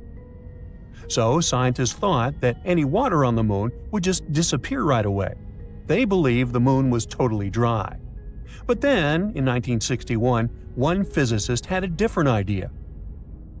He pointed out there could be water on the moon in special areas called permanently shadowed regions. These are spots on the moon where the sun doesn't shine, so they stay dark all the time. Water ice could exist in these dark areas because they're extremely cold and the ice wouldn't evaporate. But when astronauts from the Apollo missions went to the moon, they brought back soil samples, and scientists found no signs of water in them. So everyone went back to thinking that the moon was completely dry. In the 90s, NASA focused on these shadowed craters and found high concentrations of hydrogen, which meant there could be ice at the moon's poles. They still weren't certain, so they kept digging and after a while found hydrogen trapped inside tiny beads of volcanic glass. Since there are no active volcanoes on the moon today, which means water probably was present on the moon when these volcanoes erupted long ago. Plus, there could be way more water back in the early days of our moon. In 2020, NASA's SOFIA mission showed us what we'd been looking for a really long time. There is water on the moon after all. It turns out the water is hidden within the grains of lunar dust or sticking to the surface in the sunlit areas of the moon. So there are no oceans like we have on Earth, but at least there's something. The question remains, how did water even get there? It seems the moon had a chaotic history back at the time when it was forming, as probably most of the planets and moons in our solar system. So there is some evidence that water came there from comets hitting its surface back in the old days, or maybe even keeps on coming from those that are slamming into the moon right now. We're talking about a chaotic situation where icy micrometeorites collide with the moon's surface, and dust then makes an even bigger mess when interacting with the solar wind. But we're waiting to find out more about this.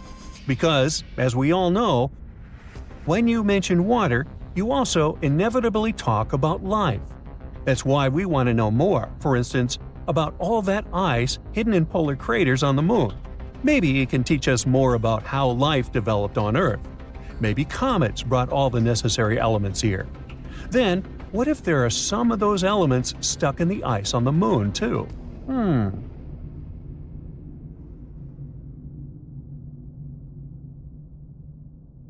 Okay, show of hands. Who still believes that the sun goes around the Earth? Nobody. Oh, but everybody used to.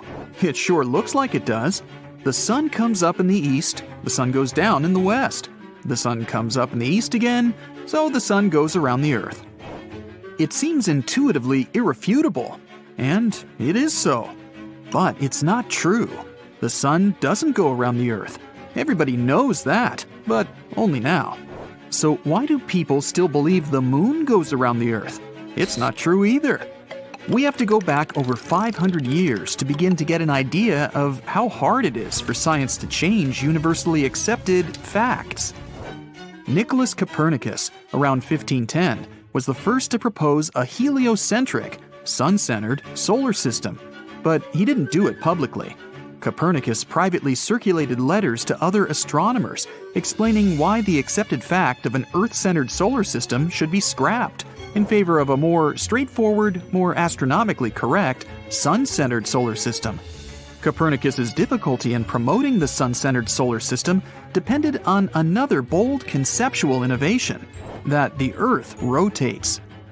Copernicus's concept of a rotating Earth flew directly in the face of 5 literal statements in the Bible that the Earth was founded on a fixed foundation never to be moved. And the Catholic Church wasn't about to let that worldview be challenged or changed. Copernicus had too much to lose to go public with his revolutionary, pun intended, heliocentric theory as a churchman himself. 100 years later, Galileo Galilei wasn't so reticent. Galileo had observational proof to back him up because he had a telescope. In early 1610, Galileo first observed the moons of Jupiter and kept track of their orbits. Yes, the moons of Jupiter do orbit around Jupiter. They go round and round the giant planet in actual orbits, unlike, as we shall soon see, how our moon travels around the sun with the Earth. Galileo became famous, or infamous, as the case may be, because he discovered orbital motions that were not heliocentric, that did not fit the accepted worldview. It rattled civilization's Earth-centered cosmology. Galileo was indeed revolutionary. Later in 1610, Galileo observed through his telescope, which only had an aperture of 1.5 inches, the planet Venus going through phases, just like the moon goes through stages. Galileo wrote that Venus imitates the moon, in Latin, in his notebook. There could be no other explanation for these observations. Venus was orbiting the sun. People were afraid to look through Galileo's telescope when he set it up in the Great Square of Pisa. They were too scared to have their worldview revolutionized. Strange as it may seem, we are experiencing something similar to that now, concerning the moon orbiting the sun and acting like a double planet with Earth. People, scientists included, stubbornly persist in viewing the moon as its clever official International Astronomical Union name. It's a moon of the Earth, orbiting around the Earth, showing its different phases throughout the lunar month, or moonth, as moon fans sometimes like to call the 29.5-day cycle of lunar phases. Moon lovers' favorite day of the week, of course, is Moon Day. It comes right after Sunday. But back to the science. It's how our school books portray the phases of the moon. It's what people believe now. Notice how the Earth is the moon's center, and how it goes around the Earth in a circular path. This is the geocentric view of the moon. It's what we see from Earth. The moon comes up, the moon goes down. The moon comes up again. The moon goes around the Earth. But that's not what's happening in space. It's way past time we Copernicus-size the moon. We need to start seeing the moon from a heliocentric point of view, as we do for everything else in the solar system. First of all, the geocentric view of the moon's phases shows the Earth stationary, sitting in the center of the moon's path for a whole month. But the Earth is not stationary at all. We're zooming around the sun at a very high speed, anywhere between 66 and 68,000 miles an hour. Therefore, any picture of the moon going around a stationary Earth is profoundly misleading and really outright wrong. The heliocentric view of the Earth and moon moving together in space should look something like this. Notice that the moon is not going around the Earth. It's traveling along with the Earth, around the sun. The path of the moon around the sun is a sinusoidal path back and forth, across the ever-forward moving path of the Earth. Notice that the moon always goes forward too. It doesn't ever go backward to either the sun or the Earth. By always moving forward and sinusoidal, the path of the moon does not qualify as an orbit in the same sense that the other moons of the solar system orbit their planets in elliptical paths. Therefore, it is wrong to say the moon orbits the Earth.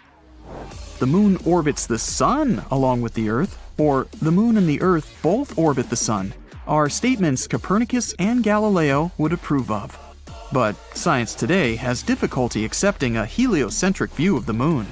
Maybe there would be too many books that need to be reprinted. Maybe too many astronomy professors would have to admit that they were wrong their whole careers. Accordingly, objections are put forward to block the revolutionary heliocentric view of the moon from being universally accepted. One such objection is that the moon never leaves the Earth's gravity well, and therefore should be rightly considered a moon of the Earth, an orbital, to use the astronomical term for satellite. Undoubtedly, the moon never leaves the Earth's gravity well, or else we would lose the moon. However, representations of this well-known definite fact always show the moon moving around the Earth inside the gravity well, and this is not true. The moon never goes back toward the Earth as it would need to if it were in an elliptical orbit. So the gravity well objection can be dismissed because the astronomers who propose as orbital evidence that the moon always stays within the Earth's gravity well fail or neglect to include the facts of the moon's continuously forward sinusoidal motion.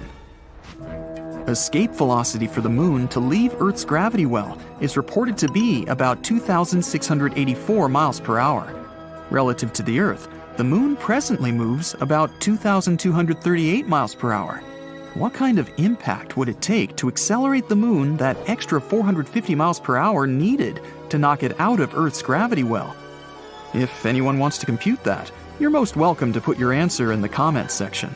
Maybe it could happen, and that would not be good. There's another objection to looking at the moon from a heliocentric point of view. And that involves the barycenter of the Earth-Moon system. The barycenter is the center of gravity between the Earth and the moon. Think of yourself on a seesaw in the park. The other end of the seesaw is a massive lineman from a professional football team. How far forward towards you would the lineman have to move so that you both are balanced evenly? He'd have to move towards you almost to the center of the seesaw. You are the moon, and the lineman is the Earth, although Earth is a feminine name. The balance point of the Earth-Moon system, the barycenter, is over 1,000 miles inside the Earth. It is this balance point, astronomers dutifully point out, that is orbiting the Sun. It is a heliocentric point of view. Copernicus and Galileo would approve. However, these astronomers always seem to add the geocentric animation of the moon orbiting around the Earth, with the barycenter inside. In this way, they can keep the moon orbiting around the Earth. But it's somewhat dishonest to combine two different perspectives in one animation. You can't have your cake and eat it too. This leads us directly to the real sticking point that keeps us from believing that the moon is orbiting the sun: the double planet conundrum. The International Astronomy Union refuses to consider the moon and Earth a double planet. They refuse to do so almost exclusively because the barycenter of the Earth-Moon system is inside the Earth. It's tough to buck City Hall, as the saying goes. You'll recall that IAU, or UAI if you use the French designation, demoted Pluto to dwarf planet status. And they still haven't reversed that decision, despite seemingly ample evidence that Pluto is the 9th planet. Perhaps we should reflect on what it means to be an Earthling. To be an Earthling implies that we know ourselves to be space-borne people orbiting a yellowish star near the outskirts of a spiral galaxy. We, meaning all the peoples of Earth, live in space and are absolute creatures from space. Above us is the moon, Earth's companion. We're making a big mistake by referencing the moon according to our geocentric parameters. Our conceptual expansion into space is inhibited by an incorrect, outdated, earthbound view of the moon. The universe